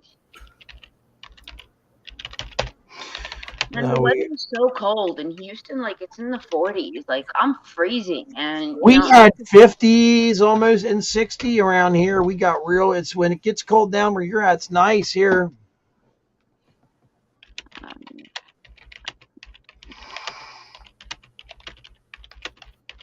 Yeah, I gotta move south at some point. Canada, at least for the winter. Eric's up I in want to get a bus and like drive it and pick up all the friends to one place and just have like fun for like a weekend or so, and build. If I was anywhere near Houston, that would be fun. People hang around. I want to build that Graviflyer. I so want to build that thing. A gravity flyer? Right. Yeah. Oh my gosh. I would love to New Jersey to, be a part of this thing, but they still haven't gotten it right. No. Anyway. Yeah. Right. I know. There's like 6 of them each with their own, and it's like, come on. I think Charlie's almost got it. Fuck, I guess it's part of my message. I don't know if he's seen it or not. It's his kind. I mean, you got to remember, actually, he's up in Alaska, so he's like, I don't know how many hours behind. He's got to be a minimum of 3. Yeah. And I know he stays up. I've seen Eric do a live show at like 4 o'clock in the morning already. He's just depends on what he's got going on. Exactly. For me, my kids are asleep. Everything's It's got to be brutal up there right now. He's showing some of the stuff he's done 6 days ago. He has to make roads to get in and out of his property, and he actually is from New York. He was up there like 5 years ago. Yeah, this year. Been up there. Yeah, this year it's dumping. And I don't find the pyramids of Alaska. Dude, Mount Hayes is. I've seen the coordinates like 2 or 3 times where they went on them. Yeah, the Pyramid of Alaska's got a fence around it. Have you guys ever looked into Mount Hayes and what's going on up there, man? It's very interesting. That's all I'm going to say. Mount Hayes, Alaska. It used to be an alien base. There were remote viewers that hit on it years back. And when I say hit on it, it was remote viewers that had no clue who the other ones were.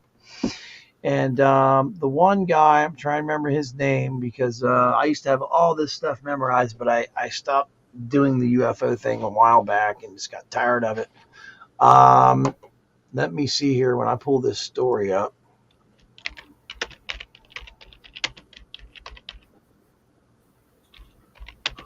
For me, I got attracted to this, channel. All my life, I've had something that, happens around me, and I cannot explain it. Right. And then, I started researching, and somehow I stumbled upon APEC and the alien side. Oh, okay, yeah. It started making sense, and it just the scientific end of everything is what happened, huh?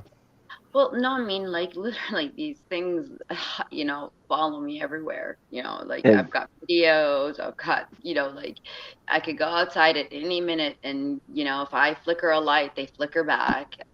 Sure. Yeah, I mean, like, I could talk to these things on a telepathic way and they respond. That's the funny thing. It's just, but I cannot explain it. They appear in like light beams, and they turn into cats. So you see a light beam, and all of a sudden a cat. Oh, you're involved in the cat type ETs. I Did you ever hear about the UFO going down over Russia that had cat type and feline type individuals on there, or feline type aliens? what I think is they need a host, and if they cannot overpower a human host, the next best thing is an animal.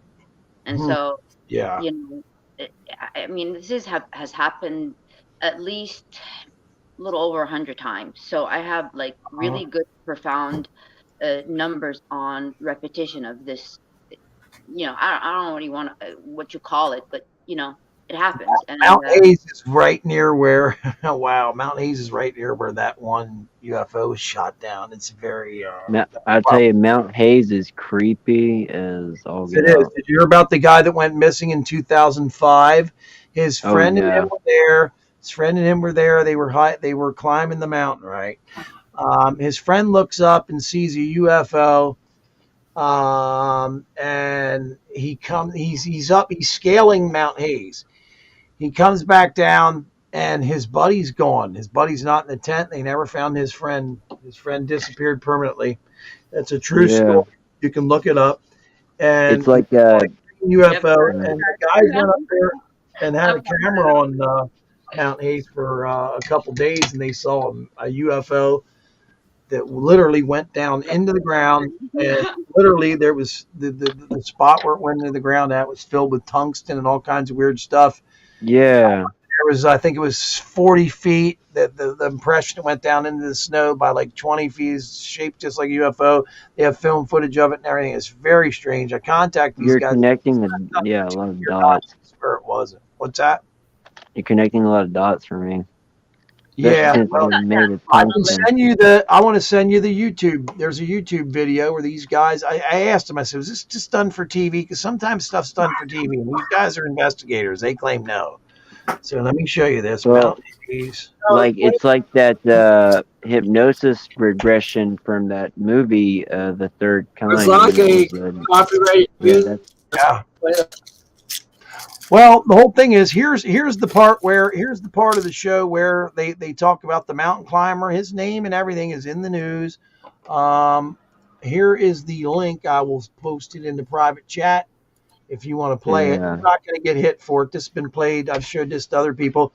This is the part where it shows. Share this, Bernie. This is very interesting, man. And then they'll show the UFO also that they filmed. It's awesome stuff. Nobody pays attention to this stuff. Is that the same mountain that they found that shiny monolith? Like that. I don't think there's a monolith found there, but this is incredible. This space, this spot I'm talking to you about right here, this is where the kid went missing. This is a spot where in the 70s there was major activity where remote viewers were hitting on this and saying, "I'm being drawn to this. There's an alien base there," and these guys were not into UFOs or nothing. The one guy's name was Pat Price. Couldn't remember his name. He was like, oh yeah, I remember old Pat Price. He was one of the number one. He was a detective and stuff. He was one of the number one remote viewers. Yeah, he hit on it. There were people from overseas hitting on this spot. They're like, there's something going on at Mount Hayes, and they were seeing massive UFOs and stuff. And if you ever look up the Japan airline flight, I can't remember the name. Japan Air was right above that spot when they seen that massive UFO that flew over it that had two smaller UFOs that come out. One of the best UFO cases ever documented. The White House got involved in everything. Yeah, this thing was like 17 times 20 times the size of a 757. It was massive, and guess what? It was like right above Mount Hayes. Yeah, check out play that video and show that right there. It's only 1:57. I can't. It's Dan. I can't. It's a History Channel. They as hang soon on as I it? play it. You can put the link out there for It people takes to down watch the whole themselves.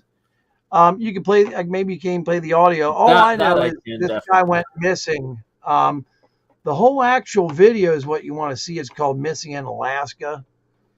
And they show the entire episode on here for free. Let me see, Missing in Alaska. Yeah, here's the entire episode if you want to post it so people can get an idea. All you gotta do is just post the link. They can watch it on their own. That's all you can ask for or show for or whatever. Here you go. I just find it very interesting that there's stuff going on over Alaska all of a sudden. I want to go to that area between Alaska and Russia.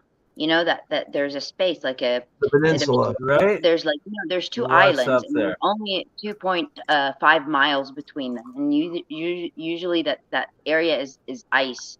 You could like walk across that. The Bering Strait.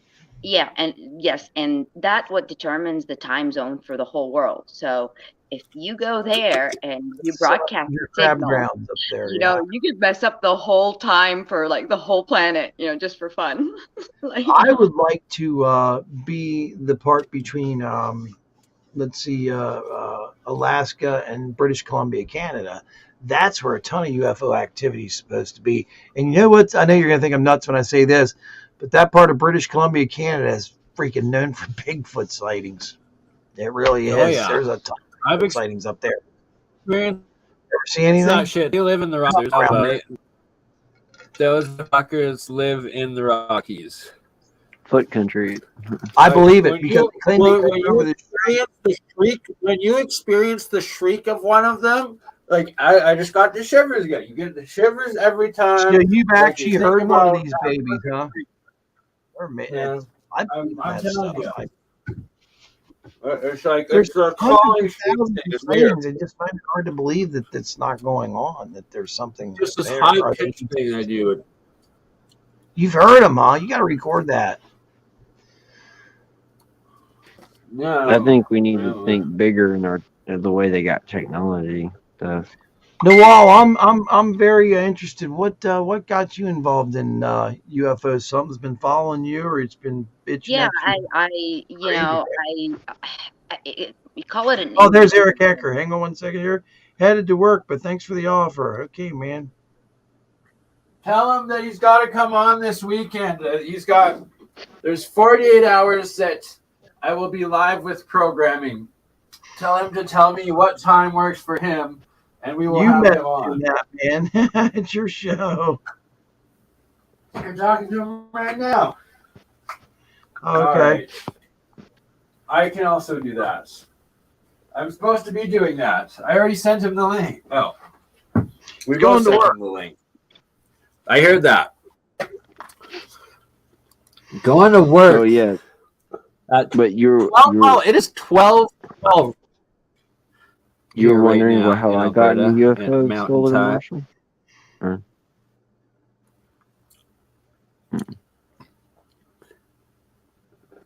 Yes, sir. You know, like we live on different fields of existence, you know, and each of us differs like with like few seconds apart.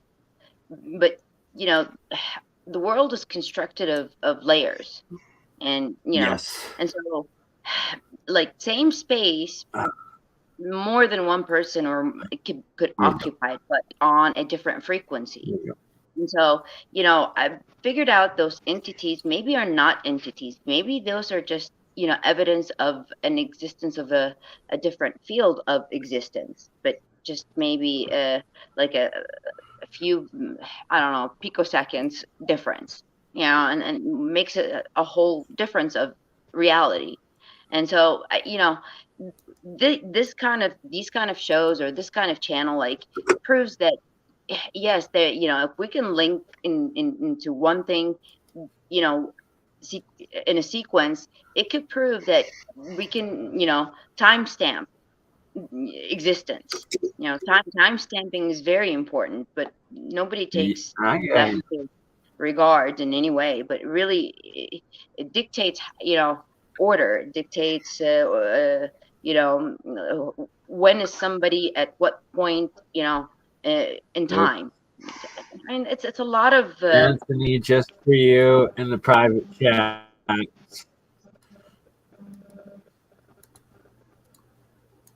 My interest in this is I want to prove that You we got do live in stacks. You know, you believe in the parallel universe type things. What you're? Listen. I've seen things that Anthony, have appeared out of nowhere.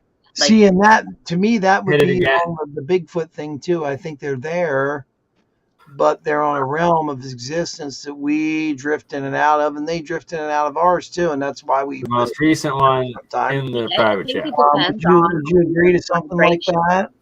I know. I believe it's dictated by vibration. Like, if you're Close the one in happy, this one you're now. on higher vibration, so you exist in a higher Oh, here you go. paradigm or a higher dimension. If you're like sad or depressed or that, like you're on a lower vibrational frequency of existence. So, you know, when these things like appear in and out, it's, you know, it's changing dimensions, it's changing, you know, levels. Think of it as Sure. one.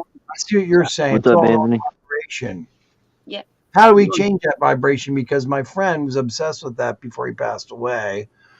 Warren York, he was just, man, it was all about time travel and Listen, just Well, truly, there's no such thing as death. It's just, you know, death is only for the living. We, as the living, experience the observation of death, but the people that die, they don't die. They just precipitate to a lower dimension of vibration. For them, they never know that they died. Only we think they did. You know, like, if they had a, let's call it an accident or this or that, we I feel observe it, that sister. this has happened to them, but they think that they got out of it and they continue. And, you know, and like, could you possibly resurrect the dead? Yes, but would you want to? Because once you go well, into it's that funny that lower, you say that. They had a Simpsons episode where it was like the apocalypse, and then they shot a laser beam gun and brought Bart back to life. So explain that. yeah, okay, you're I'm not talking making about, funny. I'm being quite serious. You might be on point with that. Did anyone see the Russian experiments where they froze the dogs and brought them back? Oh, the dogs? Yeah. Yeah, with the They cut pump the dog's and the head off heart. and brought them back just ahead. Yeah, I've seen that. Yeah, I know. I've seen it. Yeah, Man, poor dogs. you know, They were I think successful. anything's possible. Like, I'm starting to wonder. You know, like, I'm not knocking it. Well, like, I'm starting to consider. Well, if they Maybe could weird. reproduce that antifreeze-like solution that some of the fish have in them, that would probably go a long ways. oh, the glycoprotein. Yeah. Russia think did he's it by gonna- draining all the blood. all right, something to you have to quantumly entangle something to that. So let's say you grab an object of somebody that has passed away in your observable universe. If you can lower your vibration enough, you might see them, but you cannot know that they, you know, passed away. You have to be like the blind specimen. You can have contact. It's like we're linked. You understand? We're linked. But when one person knows, then it collapses the function. So, you know. Well, If it's you go to possible. the Like, you Philly, could dupe yourself. Oh, I'm Or sorry. Go ahead. possibly, no, it's possible you could dupe yourself to make yourself forget in a way, and then somehow like still keep the memory of the person. No, You don't think you'll want it? collapsing the function. Once it's like the Feynman diagrams when, or like the quantum eraser. You know, when Yeah. one particle, like, you know, hits the detector, it deletes the other one. So like one of the particles cannot know that. You understand? Like it's Yeah. I know. I do a same little thing bit. with Yeah. humans. So, you know, you have to have somebody like completely in the blind in order for it to for the connection to happen. Otherwise, it won't. You know. No, this is all very interesting because I'm getting into hardcore physics with the math and stuff, so I might understand what you're talking about more in depth sooner or later down the line. So, I took like, yeah, you understand, all my life I took so much physics. I had private tutors all, you know, my whole life, and I you know, I knew this stuff, but I didn't know how to apply it, or I didn't understand. oh yeah. what the Well, I'm talking about equation for was. myself mostly. I'm just for myself, you know. Well, you Yeah. got Still like one of the not. families that you get all privately tutored, or Yes, yes. But you want to put it to meaningful use. You want to put it, you know, what you know, into, you know, to help others, or how do you connect to something that's lost? You know, it's a lot. So, but it takes a lot of practice. It takes a lot of reading. Takes a lot of knowing. It takes a lot of experimentation. So, but, you know, eventually you will start. Nobody will ever be proficient at it 100%. But you know, you'll get bits and pieces more than others once you know apply those things. I don't know. I mean, I'm very big on experimenting with things, and I'm not talking about drugs. I'm not talking. No, I'm talking about you know time dilation. I'm talking about like not using clocks at all. Like remove everything that has a timer around you, so you don't know what time it is, and let the universe tell you what time it really is. You know, and like it will push you into the future. It really does. Freezing does that in a way. Huh? Freezing does that in a way. Pretty much stops everything moving. I mean, yeah, it's not the same thing, but it's the closest we got for now. Yeah, and so well, we don't want to stop time that way, you know, because it could no. No, I was just saying if you did something like, let's say, a full body transplant, or you know, let's say somebody was in a terrible accident and you know they were crushed. You know, somebody else was. You had a body available. No. You know, where you know the other person's chest was crushed. You could put that on the next person. No, I don't want to have this world human experience anymore. I'm done. Once this is done, No, this is it. I'm just saying it would be an option for people, though. Well, You know, people getting decapitated from those, but then you have somebody else with a working body. I certainly wouldn't mind. I've got like enormous back pain at times. I wouldn't mind switching bodies, especially if I was like 70 or 80 years old. You know, give me a 20-year-old body again. I would be done. You know, that's it. In fact, I wouldn't mind that now. I've done what I needed to do here. You know, let's move on to the next universe. I wonder if we can do. I mean, forgetting the moral issues, I wonder if we're technically capable of doing a transplant like that now. Oh, I'm sure they've done it. I'm pretty sure they've done it. I'm thinking so. I'm thinking it'll probably take some like rehabilitation for movement, but I'm betting they can do it. I think they can zap you into another head, possibly in some way. That's what I'm thinking. We are. Oh, you'll do like a copy and transfer? No, we're put on. No, they copy your mind, yourself into another head. Like literally, that's I what guess I mean. you could say like that. I think they can transfer your soul into another body, dude. I know it's a lot saying, but they could beam consciousness of somebody else into you. Really, it would be a copy though, not a. Listen, it could be, yeah. I know for sure I didn't experience. How do I have these memories?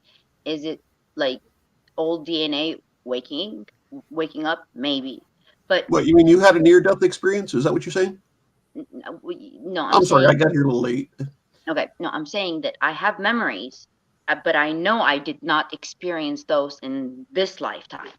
So, you know, but full-on blown memories that, you know, I could tell you very descriptive things about those things. But I know in my life in the 20th century, that is not possible for me that have experienced them. You know, and but I, you know, I have those memories. So is it ancient DNA? Because your DNA, you know, has memory, and we're, you know, like it's neurons, and if at the right time, at the right frequency, that memory comes back, not necessarily you had it, but your ancestors did, and you're just remembering it, you know? So I don't, you know. Yeah, the idea of generational memory always fascinated me. Yeah. Yeah, no, I totally agree with that. I'm not knocking that. So. No, I totally agree with that. Yeah, I'm telling you, I have at least 6 or 7 sets of different memories, but I know they're different time frames, like really different time frames. You know, like I know Are you I talking remember like a flash here or there? Or are you talking like no, you no, can I'm remember talking like hours or days? no, I'm talking like ancient DNA. I'm talking about like flood time, like, you know, when the world flooded. I'm talking Yeah, but I mean, about are your memories like just like, you know, flashes of like a few seconds or a few minutes, or are they like, you know, you remember this day happening? No, like I remember drowning. I remember walking on a collapsed building, and I was like walking on the rim, and I fall into the water, and I remember that like clearly. I have another one that I'm in a field, like a wheat field, and I have this tarp, and the wind is blowing, and I grab this tarp and I put it on the wheat straws, and it pushes me like I fly over the wheat, the wheat field, just on this little tarp.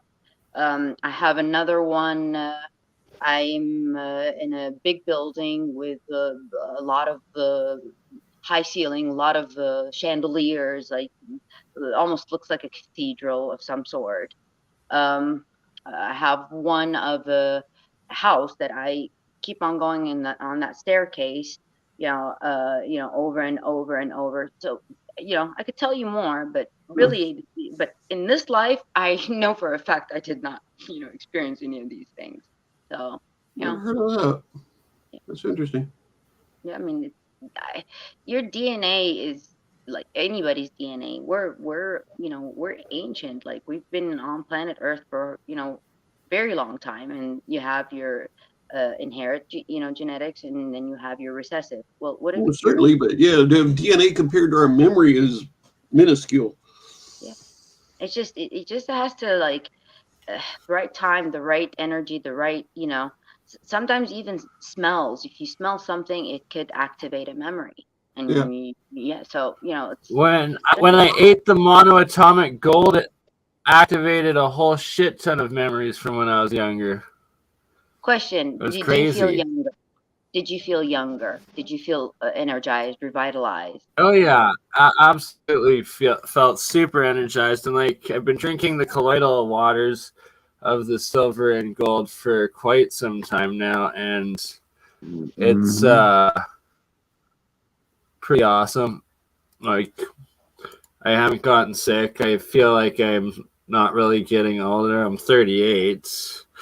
Don't yet have gray hair.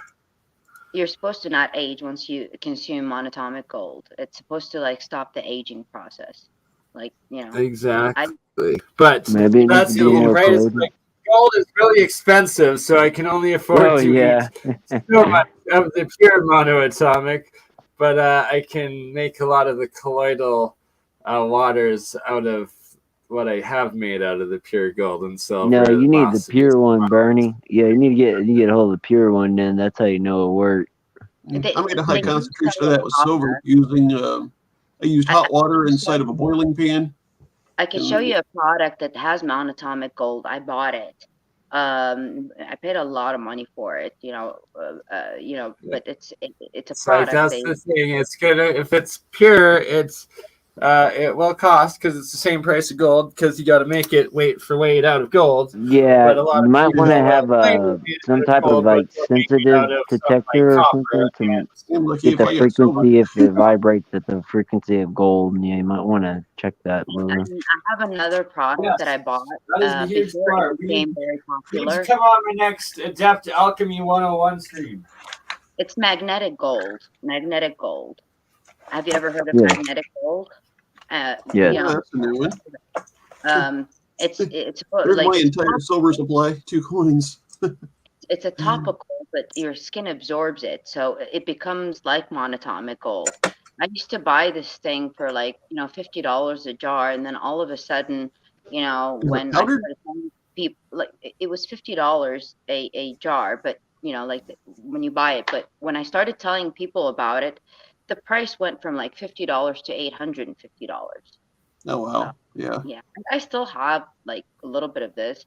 You apply it to wherever you want, and then you let it soak in, and then you grab a magnet, and and it comes on the magnet, but it leaves the gold, so your skin absorbs it, and and your body. No, that's interesting. Since I'm getting the medical or not medical. I shouldn't say that. This is. I shouldn't say that on the stream though. You said it picks it up, but then you said it leaves the gold. That doesn't make sense to me. What do you mean there? All right, let me go grab it so I could show you. Are we live though, or? Yeah. Yeah, give me a second. Anything on here is medical At least I hope information. so. It's not just for purely entertainment purposes. Just I'm stating that for a fact. So anything here is just purely, We're all talking about healing our based on farm fact. animals. We can experiment with our farm animals as much as we want. But this is not medical advice, so please do seek a professional. This legislation. Hey, Solar Marshal, what do you do? I've been hearing about you for a while, but I never actually met you. You're muted.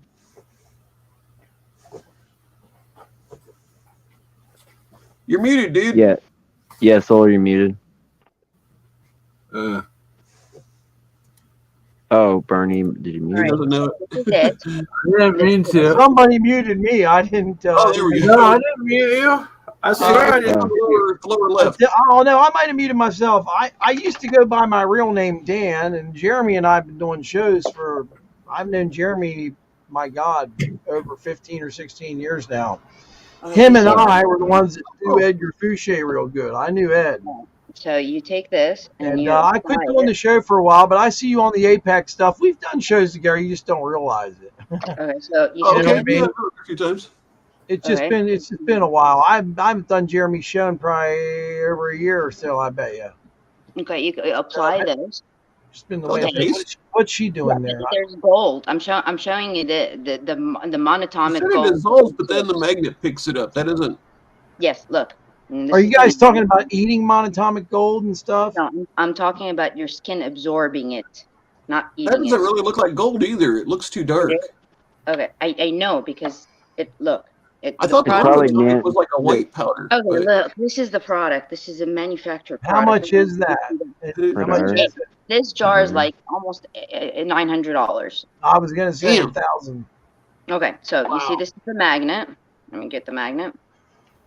And this is what. Ooh, boy, that's crazy, isn't it? Yeah. All right. Pre-diary. Maybe it's got a couple of different metals in it. You see, look. Hold on. I don't know if you can. Yeah, I do see a hint of a glow. Okay, yeah, there you go. That's center. Yeah, I'd be shocked if you'd be able to see the amount of gold in there because then it becomes an issue. Well, at $900 though. Look. Yeah. Is it actually really gold that you're absorbing through your body? Yeah. Real gold. You can look up the product. You know. How does it dissolve in your system is what I'm getting at. Well, Yeah. you have pores. Dan, it's like the perfect nano size. You It's have like- pores, and And Atomic, you if stop it's aging. oxidized, then it becomes poison and 'Cause instantly. I'm starts 146 years accumulating old. in, I'm just kidding. heavy metals, and that's why it's like the oxidized diatomic. It's blue. That's why when people get the poisoning, they start turning blue. But the Well, mono- if you remember years ago, I don't know, can colloidal you see the silver turned gold? people silver, literally. Okay. When I was Did you see the younger, gold? I'm older probably Yeah. than most of you. Yeah, you see, Colloidal silver back in the day, Right. when the way it was administered years ago, you would see people every now and then. You'd be like, "Oh my God, that person's always thought silver." When I was a It kid, was white powder. you know, yeah, and they were taking colloidal silver in a different way than they administer it today, and these people would turn silver. Now, let me ask you something, Noel. What benefits have you seen from taking this $900 bottle, and how long does that last you? A couple of years? yeah, because you could reuse That's it a pretty over and good over. sized thing. For $900, let me tell you something. If you stop aging, it's worth I didn't pay $90,000. $900. I paid $50, but whenever it became popular, the price went up. This is what I'm trying to tell you. Or did the price of gold go up? Yeah. Well, Yeah. no, just nobody knew. Gold was that up to $19.50 a little while back. I was like, holy moly. Same for Went potato back up. chips now. Mike Souls just went out of business. Goes up and down. If that dollar's going down, gold's going up. It's just the way it is, man. I don't know, but I'll tell you this. I don't look my age at all. I Well, how still old are get. you? I'm not going to ask you your age, but how I'm old gonna is ask- I am? I don't care. I am 41. I'm in my 50s. I'm 41. I'm 34, so People think I I'm 35 with a hat still on. get ID'd for I buying don't want to cigarettes. think. You guys are making me I feel go old. to a nightclub. I still get, I put a hat on backwards. People think I'm 35 years old. Yeah, I mean, I if you see me in life, in real life, you can. I might be like between age 18 to 25 max, but really, Yeah. I'm much older than You that. look like mid-20s. I still get. I'm telling you, I still get ID'd left and right. If I seen you, that's what I would think. I mean, you talk like you're older, but you look like you're younger. Because I have life experience. You Right. cannot hope, not talk. I'd just like to know if that stuff really works. That's all. It really Yeah. does. It really does. I've seen stuff and you hear stuff. Some stuff works, some stuff Okay. doesn't. But The I know who you are, brain Anthony. You're a pretty smart guy. I can't remember exactly what your forte is in electronics or something. Don't you specialize in something? I'm looking at researching different stuff for just things to make energy. I can tell just And, by looking behind you there. Yeah, I always see on the Apex stuff. My house is I kind of always a watch- disaster, but that's what I want to keep on doing. I've got an electronic engineering background. I like watching the Apex stuff.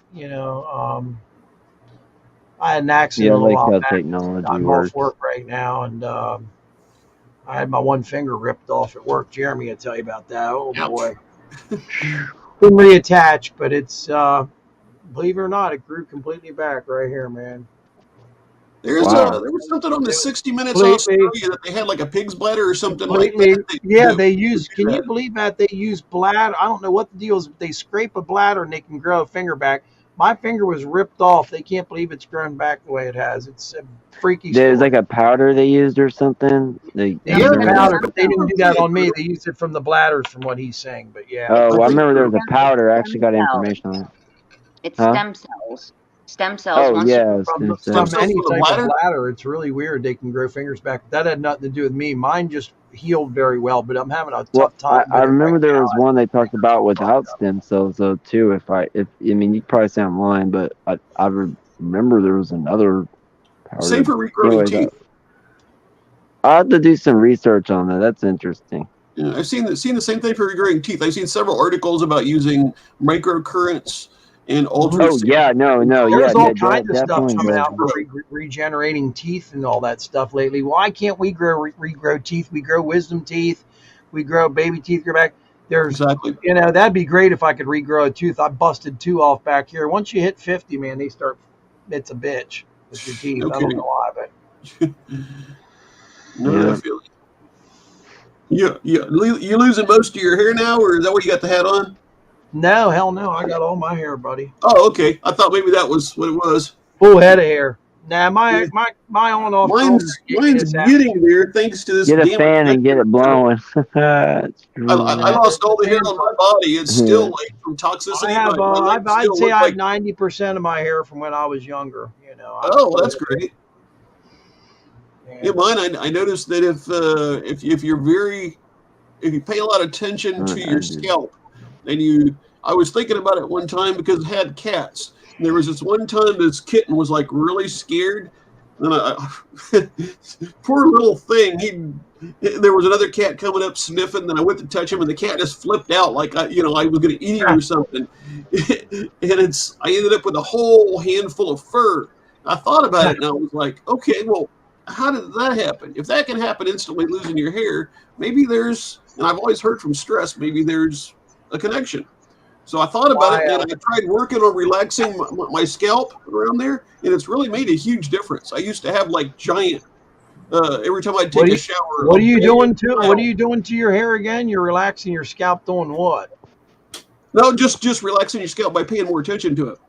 Just like the best way to describe it's hard to describe, but the best way I can describe it is if you've ever seen anybody that can wiggle their ears, pay attention to that, and then the other muscles around it. And then you can start to kind of notice that when your scalp tightens up under stress, and you can relax it. And that's made a huge difference on how much hair I lose. I think the easiest way to deal with your scalp is just not to think about it. I put my hat on because I got a fan blowing over here, and I didn't want my hair blown to one side. That was all that was about, man. Yeah. I'll be back in 1 second, everybody. My grandmother used to break an egg on, like, anybody that had thinning hair or this, and would keep on rubbing it. And like, I've had like family members that grew hair back that, were almost bald, so. Any idea for removing toxicity? I got that EDTA stuff, and that's helped, but there's still clearly a lot of, I've lost like 2/3 of my hair on my head. I'm just now getting hair back on my chest. My armpits look like a woman. My legs was like better than the nicest woman legs you've ever seen. All the hair fell out. Seriously, my legs are like shiny, no hair at all. Since I used to have hairy legs. Since I got that injection, they're like shiny all the time, and they itch, and there's like zero hair, and it's just coming back a tiny bit. But that was because this injection of technetium. Okay, so what do you suffer from? Like, what is it your medical diagnosis? Are you diagnosed? There wasn't one. It was for a heart test because I was having chest pains along in here and here, and they did a circulation test on me and injected me with this technetium, and it was a machine called a SPECT, single photon emission something, to where the radioactive dye would go through my system and the machine would trace the radioactive signal. Like a nuclear stress test? That sounds, I never heard this word, but that sounds like a really good description. Okay. Well, it was called single photon something, the machine. I think you're talking about a nuclear stress still here? SPECT was the name of the machine. I'm not sure about the machine, but I think that's what you're describing. You know, I'm big into medical. I've done medical all my life. You know, I do medical business management and consulting. Here we go. Single photon emission computed tomography. Okay. That's what I had. Okay. Let's. Did you want to share screen? Oh, I gotta. Oh, just the wiki page. Or no? Yeah. Oh, fuck wiki. Sorry. It doesn't really say anything except it kind of looks like a CAT scan. Only it's showing the circulation. Is it like psoriasis? Skin psoriasis? It's showing the bones too. How do you cure freaking psoriasis? That's the one thing that has developed over the 8 years that I've been drinking this stupid water on my head, and it has not gone away. You don't, and that's not a good thing. You have to treat the liver in order for the psoriasis to heal. So the liver? An indication of liver damage whenever you have psoriasis. Same for really? Losing your skin is a sign of toxicity, or losing your hair is a sign of toxicity. And whatever you guys are doing, you gotta like ease it off. You know, if you want to live a long life. If you want to live a long life, like mine, I wish I had a choice. They injected that shit in me, and I didn't. They said it's harmless. You'd pee it out. Same thing for I've had like iodine and contrast many times before. Not once have I ever peed it out. Had it like I don't know 8-10 times. I wanna teach you something. Your body is made out of right. Chase, water. It's like, I guess I'm gonna have to stop drinking it for 3-6 months. They said you'd pee like bright orange the next day. Never did. And what now? They said after the test you'd pee bright orange the next day. That's losing your the iodine leaving your body. Never did. And it's like had it many times with the combination of the CAT scans and then this thing. But this time instead of iodine, it was that technetium stuff. But I don't know what that stuff was. But whatever it is, it didn't go away because it was unbelievable. By the way, weed. So here's the thing, though. It developed 3 years into me taking the colloidal stuff, and it was right when I quit taking opiates, and I haven't been on opiates for 4 years. And ever since then, I've had the that's the problem. I gotta take mine. No, I'm serious. THC, marijuana, it has like natural things in it that heal. I'll see if they can let me do that. Unfortunately, they drug test me all the time. I've got a lot of THC in me. I don't think it's that. Yeah, but you're mixing it with other things, and that's the problem. So like you're eliminating the benefits of it. Can't mix it. You just gotta. What about that oil stuff? Yeah. RSO, Rick Simpson oil. I got it's something like THC, and I've heard it'll fail a test, but I don't think they'd be pissed off if I get that smoking this stuff. What do you do? What do you do that you're afraid that you're gonna... CBDs in it, and the terps. I think also terpenes. I couldn't hear you. Both of you talking at the same time. I said, what do you do as a profession that you're afraid that you're going to fail a test? Oh, well, I normally electronic engineer, repair test equipment and all kinds of electronic stuff. But the test, I can't work because my back's screwed up. My L5S1, spinal arthritis, multi-level degenerative disc disease, and 3 different bone spurs. Oh, and relisthesis and a dehydrated disc. And that's everything in the moment that comes to mind, as if just one thing wasn't. Now, L5S1's about this far out. So I think they said something like 12 to 18 millimeters, something like that. Like, listen, in Houston, there's a really, really good doctor. His name is David Tomasak. He's a neurospine surgeon. This doctor, I know him personally, because I work in the medical community, so I refer to a lot of patients. I will say 95% of his patients have been cured 100%. Back pains, I've seen Dr. West. He's supposed to be pretty famous, but no, this doctor is like more academic. His methods. So I don't know, but I'm trying to help. Yeah, if I could find some way to do it in Ohio and just barely getting by as is. So pisses me off. I should have been a millionaire easy by now. By the time I was 20, ending my 20s. Oh, do you guys want to see something cool? I found something really cool. Like to get together with some other people here and make some things. Yes, right. I got frick. I keep forgetting to post that link. I will be right back. You know those wheat pennies? They say that they're worth so much. I found 3 of them. The wheat ones, the really old pennies? Yes. Like I looked them up. Like one of these things is supposed to be like $400,000. Like I found 3 of those. Wait, for a penny? Yes. I'll tell you. Holy crap! But I don't know what to do with them. I don't know. I didn't know that was the thing. They say the wheat pennies from I think up to 1903 up to 1959. They range in price. But I found 3 of these things, I'm like so stoked, you don't understand, but I don't know where to collect. I wish. Heck, the most I ever found, I found $5 about 2 weeks ago. That's the most I've ever found. Yeah, I still have a whole vase of I'm pennies. happy about that. I might have $100,000. There's Dan. We got Dan back.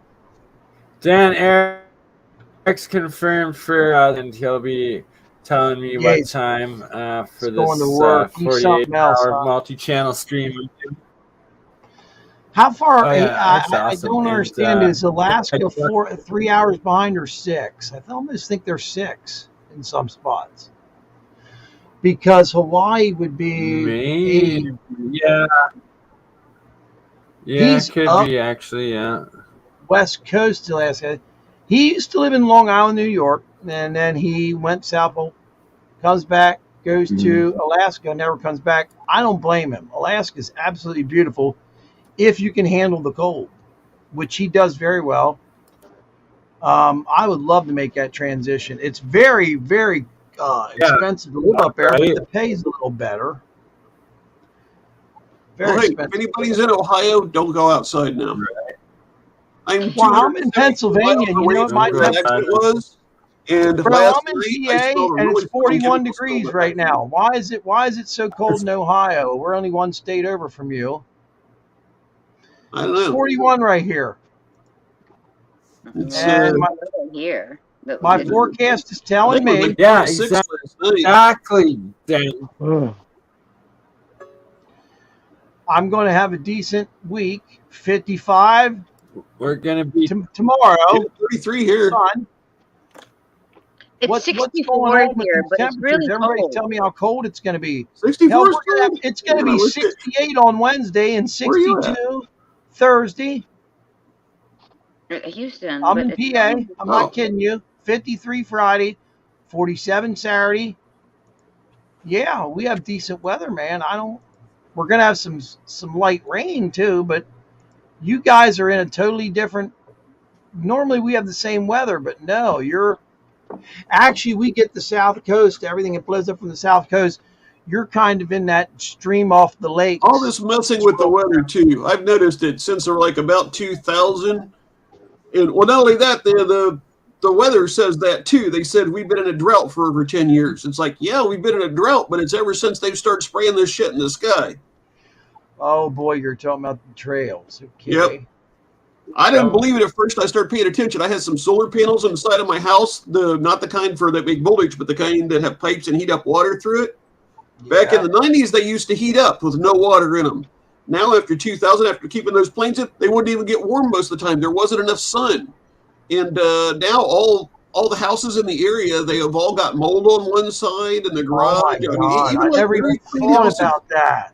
That and would a be lot of the losses easiest at way farms. to tell if there's well, there's not a enough light. blockage. There's not enough UV. Many days I can go outside and I can't, from like noon to 3, which would normally be sunny. That would be your best hours. So you're telling me right now that the amount of fog or what have you is so dense, or the coating between the sun the sunlight and your home see the sun. Is so blacked out due to chemistry. You're saying CT. I'm going to call it CTing. Okay, I don't want to say the word because I don't know what's good and what's bad anymore on YouTube. It's so bad you can't generate electricity right now or heat, and they've been pushing for solar.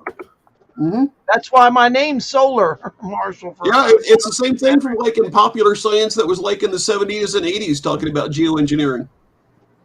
And when they were talking about the blue sky, that's all I see now is a big hazy white sky. I almost never see the sun. It's almost a silver. See the moon most of the time. From when I was a child till now, the sky, and I've told people this, does not look the same. It looks totally different. Used to have a nice blue sky when I was a young kid. No, right? Outside. Now no one ever plays outside. Kids play video games. Kids are, excuse my language, the kids are fat and out of shape compared to what they were when I was a kid. We were all in shape, man. Yeah. We didn't have no fat in our bodies. We ran by. Parents would kick us out and say, go play. What's that? I said the parents would kick you out and say, "Go play." Well, these kids nowadays are all big and heavy, and oh man, they drink tons a year or two ago, I went to pick up somebody that was, I don't know, she was like 12 years old. I mean, this is like 6th grade in Dale. There were 300 people, kids. It used to be safer. Like, listen, I'm a mother. My kids telling me they want to go play outside. I'm scared because I don't know what weirdos whatever this is, plus whatever this stuff from that railroad thing last night. You know what I mean? I definitely smelled a strong chemical smell last night. I'm 274 miles away. It's not like kids. I think it's just the world. Is it your neighborhood you're scared of? How do you pronounce your name? How do you pronounce your name, by the way? Noel? Yeah, but call me Lulu. It's easier. Lulu. Oh, okay. I seen that parentheses. Tell me what you're scared of. You scared of your neighborhood? What's up? No, just in general. Like, don't your husband take care of business? What's up? I am not married. Okay. How many kids you got there, if you don't mind me asking, Lulu? I have a total of 4 kids. Okay. Are they scared of what's going on? 4 kids, you're not married? No. The children are oblivious, but we as parents. Houston is a scary area in the city. I would think. I don't live in the city. Bad around here. Listen, I live in the last 4 years around here, in my neighborhood is all like police officers, military personnel. Like every other house is, so you're telling me socially the kids just aren't into it? No, it's not that. I'm trying to figure this out because it's just I don't see any kids outside playing anymore ever. Yeah, same here. No, well, that's because you phones and the freaking tablets and everything. You do, but as parents, TV, we are like, I don't encourage my kids to go play outside that much because it means I have to stand there outside while they play, and they might play an hour, 2 hours, 3 hours. How old are these kids? The little kids, they're like little kids. Well, that's why you gotta stand there. Okay, you gotta stand there. No such thing as a park. I got a big park by my house, Okay, but if you had a kid, would you still send your kid to the park by themselves? It depends on what age they are. Okay, let's say they're between 10 and 15. They'd be out in that park alone. They would? Okay, well then. If they're over 12 or 13, yeah, they should be on their own. Now, if you're in your world, in my world, neighborhood, no. No. In my neighborhood, I'd encourage bicycle riding. I'd encourage skateboarding, or basketball, football, whatever. I'd encourage it. You don't see anything like that. I think the age of athletics is almost over.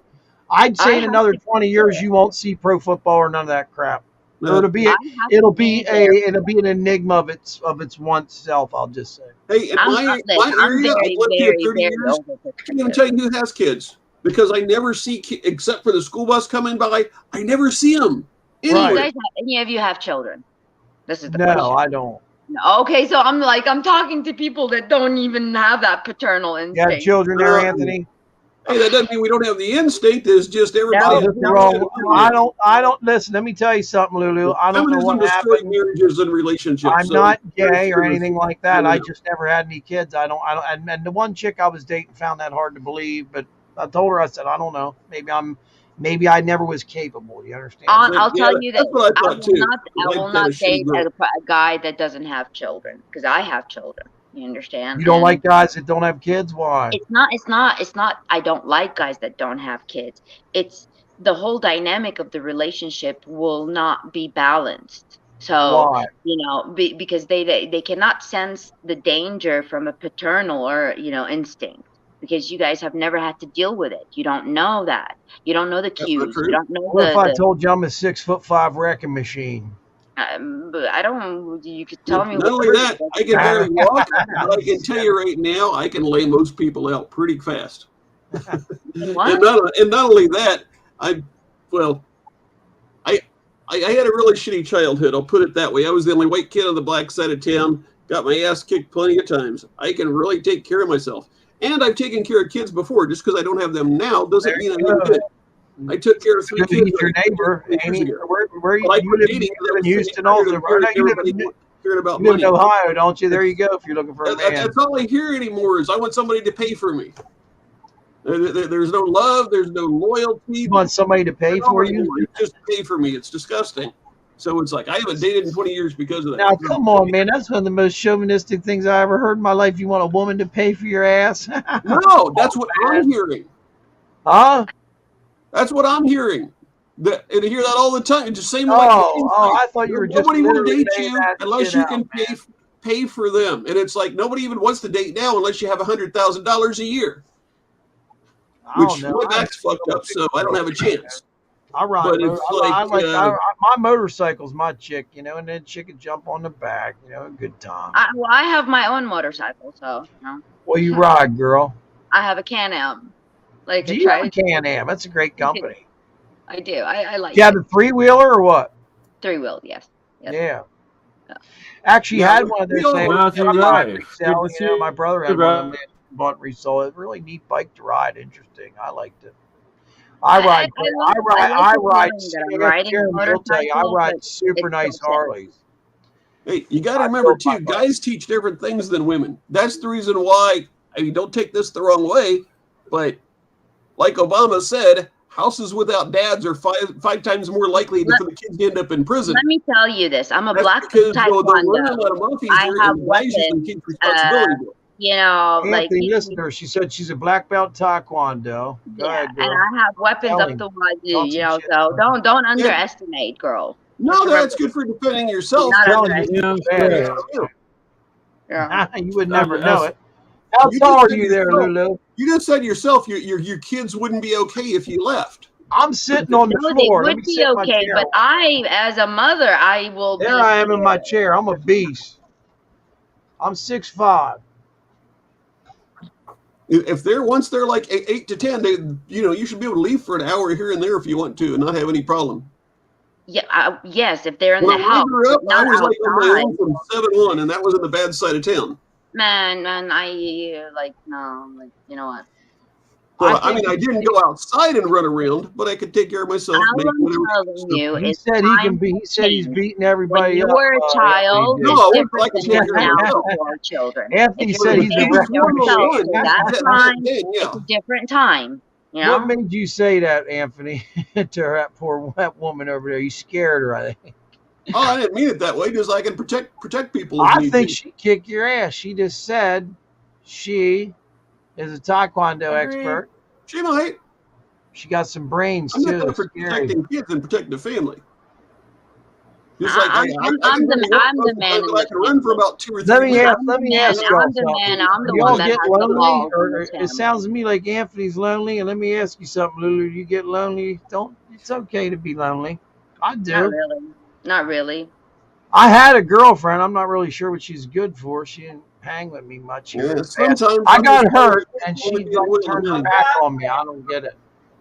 She wasn't. I don't understand why. Listen, I don't have They trust couldn't care in, less I if don't I have can pay trust for 'em. in guys because I was married for over 20 years and I spent my whole life for a person that didn't appreciate it, you know, at the end. So if Been I there, spent baby. 20 years with a guy and had 4 kids and the result was not a good one, then you know, what some person that I have no connection to, I'm gonna trust? Huh? Good luck Yeah, with that sure, of one. course. Can I ask you something? Can I ask But you now something?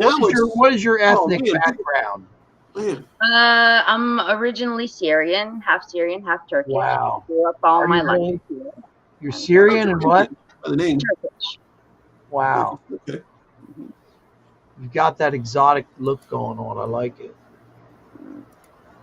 Not hitting on you, but you got a good look to you. Thank you. Thank you.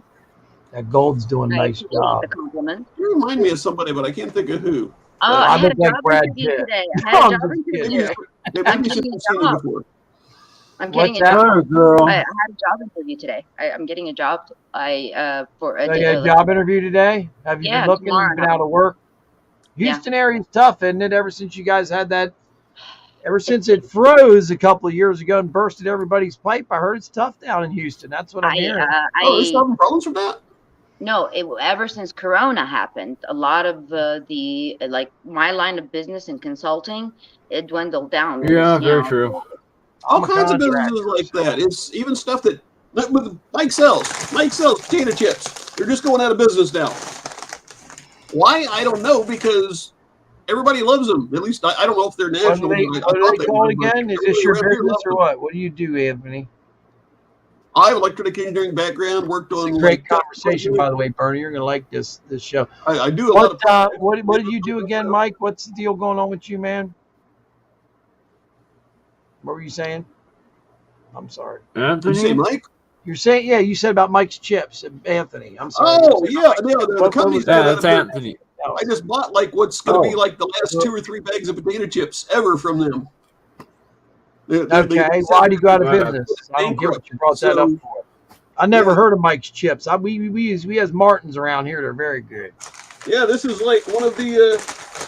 They were like the last couple on the shelf. Never seen them before. Man. Yeah, I was looking for the ruffled I'm one. from the East Like, Coast. where are You they? know what I They mean? said that You're they're getting gone. excited over potato chips? Like get excited, like over some, you know, like. No, it's just some I've more been like looking for discontinued whiskey, maybe.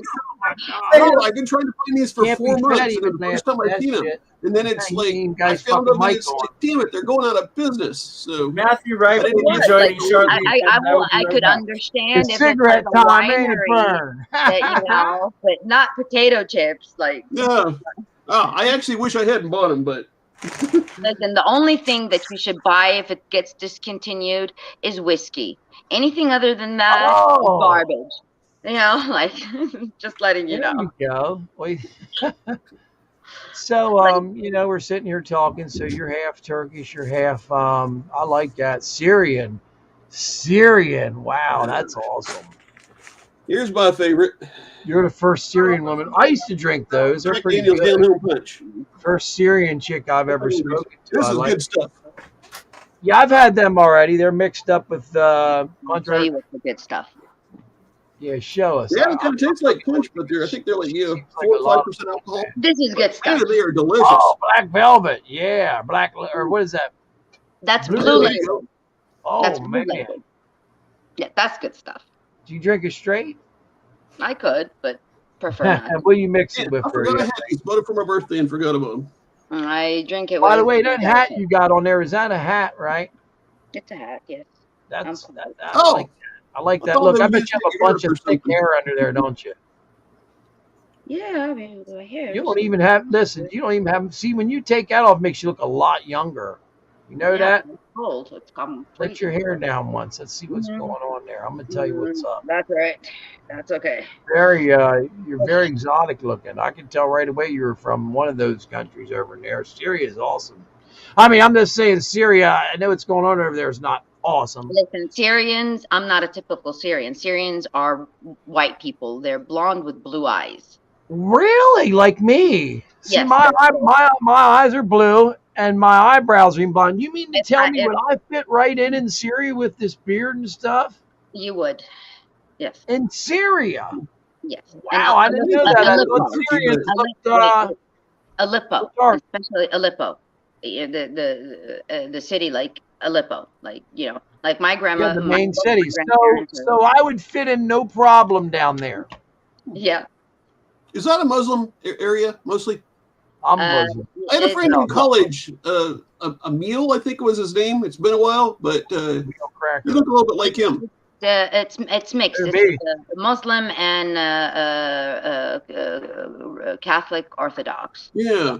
I'm surprised. I wish I mean, I kept I kept have in all touch my with the people hair. back then. I'm not wearing a hairpiece or nothing like that. I'm 50 years old, and I look Syrian from what you're telling me. That's I'm wild. just saying you have the characteristics because you guys have Well, the I had wrong no impression. He has of blonde hair and what blue eyes. Syrians might look like, That blows me I away. bet you wouldn't get what I am. I'm 1 in 40,000 people. So good luck there. You're what? I said I'm 1 in 40,000 people. You're Wow. 1 in 40,000. That means your blood type's different, is what you're saying. right? I'm half. I am half If I tell you this, you won't believe it. Listen to this. Let's hear this. What is I it? probably have the Hungarian, most which is also about ancient 0.5% of the DNA people. on this planet. So that's 1 in 200 and 1 in 200. So 1 in 40,000 combination. I Maybe have what are you? probably. I'm one of the most unique DNA structures out of 7.8 billion people. Well, Yeah, let's plus my mother had you can go. I think it was called RH factor. What's that? Rhesus factor. No, I'm not like I don't have the. No, I'm just saying as far as mine, I don't know what the details of that meant, but apparently she had to get a transfusion when she was born. So who knows what that does. No, I'm telling you, I have one of the purest DNAs, which is like very healthy DNA. Like Oh. I don't have health issues. I don't have mutations nor deviations or it's just it's. Listen, in the Middle East, when How did that happen? well, it's culturally because they don't mix. They don't mix Okay. a lot, and That makes so sense. when they don't mix, the DNA gets refined and refined and refined. Right. And A lot of throughout. Asian people like that too. So no, and I didn't choose it. It just it happened. Asian people is one of the few people that still have actual families. It's getting rare anymore. You say where? So as an Asian people, one of the few people that still have like strong families. Now it's all, no families, just single mothers, and it's really it's messed up. You It's have like issues. everybody with women. I know. No dad. Listen. You've got major issues against women. I'll tell you that. It oozes. It's not against women. That's a survey. Like I swear No, to I God. don't, honey. No, you're misinterpreting it. You're misinterpreting it. I'm talking the data itself. Like when I grew up, Remember, that's him. everybody I knew, it was about 1 in 10 to 1 in 20 of the kids had a dad. Okay? When I'm here, even though, I'm in a house, I'll so see you you would on think it would be Facebook, more.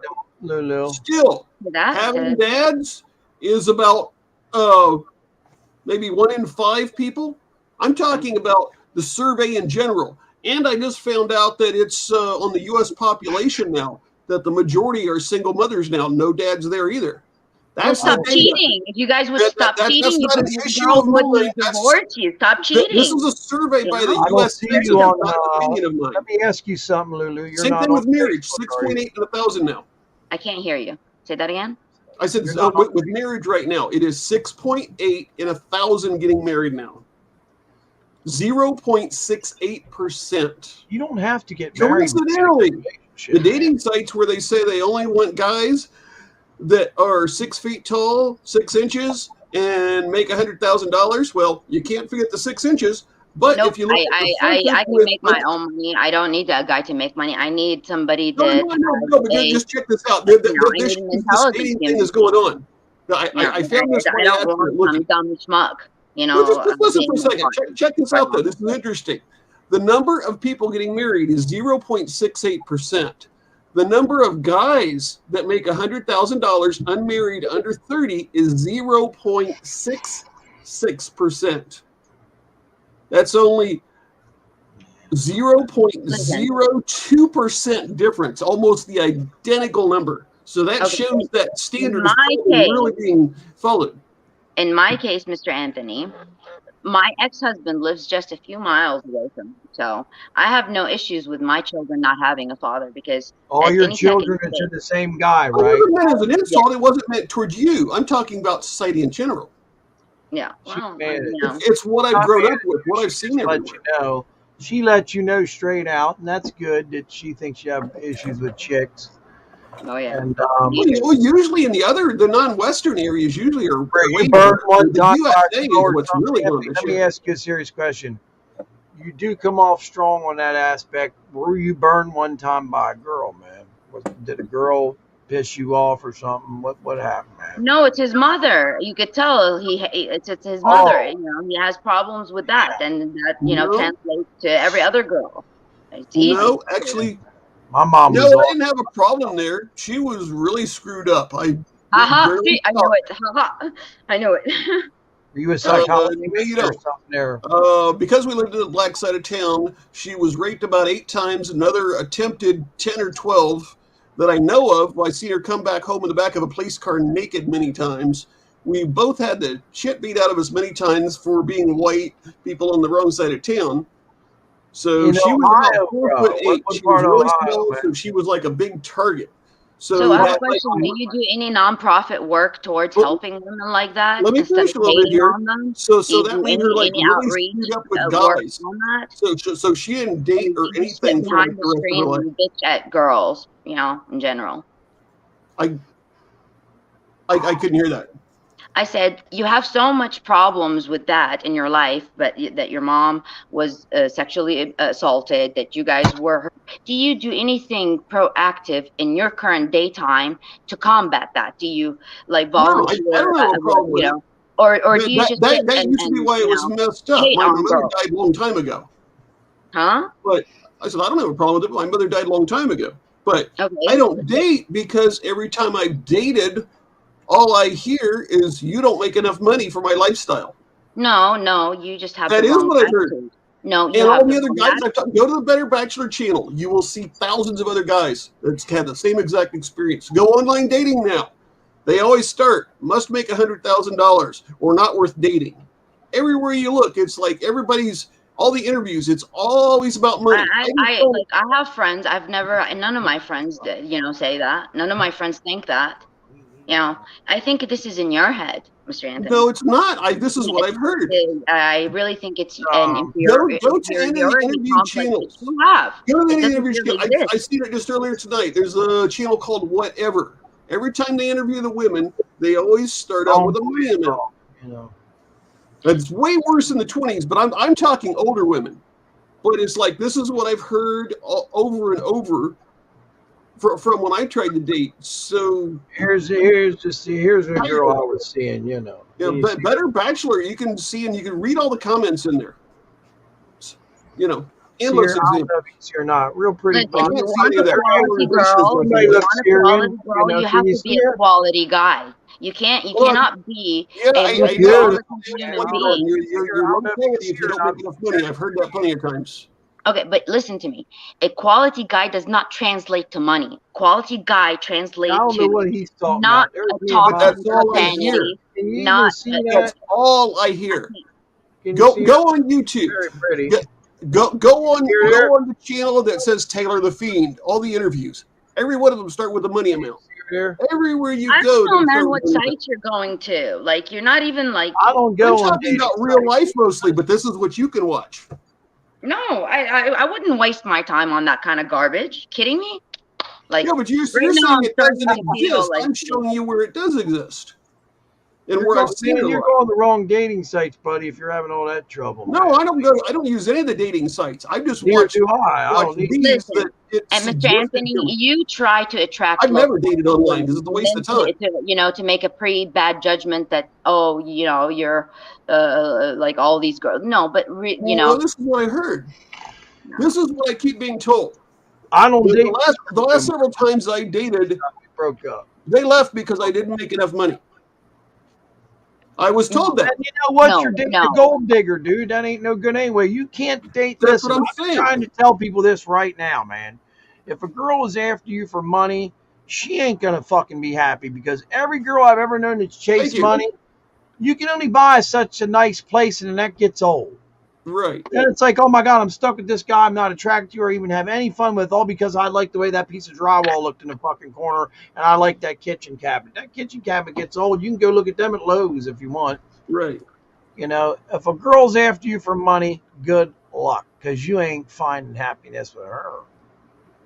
Send her down the road if she wants money. That's the first thing, man. If a girl says, "Oh, I need money," now I can understand her not wanting to date a bum. I can understand that, because there are guys out there straight up bums that don't want to work, don't want to do shit. I understand that. I work hard. That's why you don't ever see me. I can't make a lot more because my back's fucked up. So, but I got hurt. I had my finger chopped off. It's back on. It's good. I'm going back to work hopefully next week. I've been off for a couple months. I had my finger chopped off. Yeah, I had my finger chopped off. You can see where mine was completely removed, where it was completely cut off. Yeah. I touched the bone. I touched the bone with my finger. This was a lot worse than touching the bone, hon. Mr. Solar, like I literally like my finger. I'll show you a picture of what happened to it. And I touched the bone, and then Let me had see it. 7 stitches. Put it up. Let me see it. Put it up. I want to see it, hon. Hold on. Let's right there. You see? Well, how many years ago? How many years ago was it? You can't see it because you're not in the camera. A long time ago, right? You see it? You see it? I can see the scar, but look at mine. Look at my scar, hon. I mean, mine is a little worse than that. Now I'm gonna show you a picture if I can. Is that a Band-Aid or is that your finger?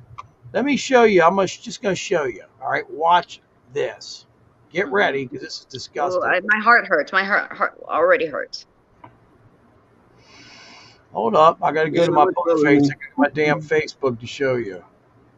I don't like even going there, because who knows who the fuck's watching. Excuse my language. Oh my God, this is live.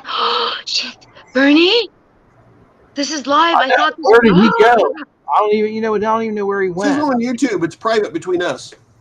That's live. It is live between us, though. It's just like a phone call. It's only between us. Bernie, we're live on his channel right now. Yeah. Oh, he's passing on to the BurnEye channel. Oh my gosh, Bernie. I didn't know that. Tell him to delete it. Bernie. Didn't know he did that here. I don't like. I didn't know that. Man, we're like. Yeah, I thought it was completely private. Can you find Bernie? Oh Jesus! I'm not showing the picture of my finger and all that stuff. I don't know if it's like we're talking very personal things, and this is like going public. That's not Bernie. Hold on. I don't know. Tell him. Listen for a second. I don't know if it's on the BurnEye channel, but it is on the Crypto Alchemist channel. Okay, I'm looking at the crypto.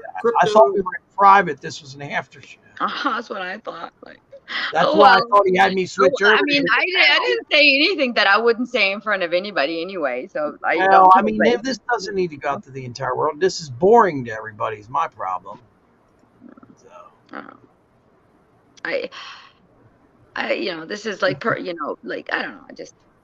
I don't like. Hey, looks a lot of people thought my comments were the same. They said the same thing I did. It might get me I might get popular and get a job at NASA or something like that. Yeah. Hey NASA, I need a job. I hate to say this, but I seriously doubt it. Why? Why do you doubt it? We can just ask him to delete it afterwards anyway. Yeah, after I'm going to demand. I didn't know. I thought that's why he had me switch over to something else. I wanted to stay on Jeremy's channel. That's why I thought he made us go private, because yeah, same here. Oh, and today I won a court case too. I got I interviewed and I won a court case. Oh yeah, what kind of court case? Pretty big one? Nope, a speeding ticket. A civil case? Oh, okay. I'll tell you. Okay, well that's good. Oh, shit. I hope I don't get his channel messed up by the way I talked. Well, that's what I'm saying. I There's didn't been know a it was lot of public. shit said on here. No, listen, I'm very harmless. Like, yeah, I'm tough and I like, yeah, but I don't do anything bad. Like, you know, and I really wasn't speeding. I really wasn't speeding. Yeah, And so, you're like a strong wind comes along and you blow away. no, I don't. No, but you know, I can hold up my own. I have no That's problem. not what I meant. I meant you're tiny. Oh yeah, I'm very, yeah. We're big guys. Yeah. Yep, I could still knock you down You easily. try. No, I can't. I don't have to try. I really can't. Listen, I'll my just pick friend, you up and take you back to my I'll cave. tell you this: when we go out, like, you know, I'm the tough one because okay, for one time we went out. This guy, you know, like, All right. we got a cab, You hear that? and this guy pushed me, so I pushed him back. He pushed me, so I knocked him on the floor. He got up. I twisted his, you know, arm and popped it off, like I broke his arm. So the police came and they said, you know, like, did you do this? I said, yeah, but he started, and he's like, they're like, okay, go home. And they told the guy you deserved it. You know, don't push Yeah, it. if he's being an asshole, yeah, he deserves it. Yeah, I broke his arm off. So whoops. You know, don't push me. You know, I told you I'm a black belt taekwondo. Ever since that, all my friends, you know, like, oh, we want to go with Lulu because, you know, like, she knows how to, you know, handle herself. Yeah. That's funny. Yeah, I wanted to do that too. Never got a chance.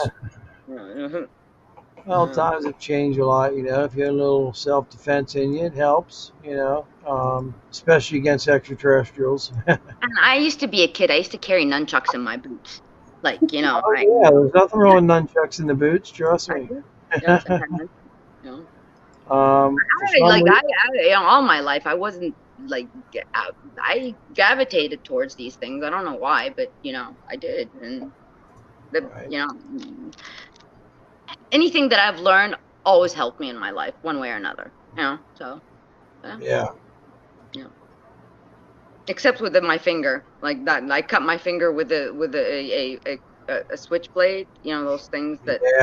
Yeah, I was trying to make a hole in a belt, you know, like to add another little hole, and the thing closed on my finger. The thing closed on my finger. Sure. We must be a lot more entertaining than we thought. There's 45 people watching. Yeah. I don't like that. Or I'm sorry, the crypto channel, the BurnEye channel I haven't found yet. You know, I have also inventions. I have like 7 inventions. 7 what? Inventions? 7 yes. What's your best one? Describe it. My best one is Bernie. Hold on a second here. We had no clue we were live. When I thought you had me switch over, I thought you had us. We all thought we switched over to be unlive. Oh, what are you doing? A private channel. This video is awful. It has to be deleted. There's terrible things that were said. What? Yeah, sir. You might get your channel in trouble. Holy shit. Yeah, we put alcohol on the channel. What did y'all do? This stuff on here is going to get you shut down, man. We got 45 people that like it, though. About all kinds of stuff. But yeah, I'd probably delete it. Medical shit. Oh, you know, we had like here in Houston. How dare we? Yeah, you better delete this one, man. I didn't know. Definitely. I'd say kill it now if I were you, to be safe. Instead of getting your channel. Yeah, actually, I'm serious on this. I thought we were off. Yeah, we're definitely. Talking about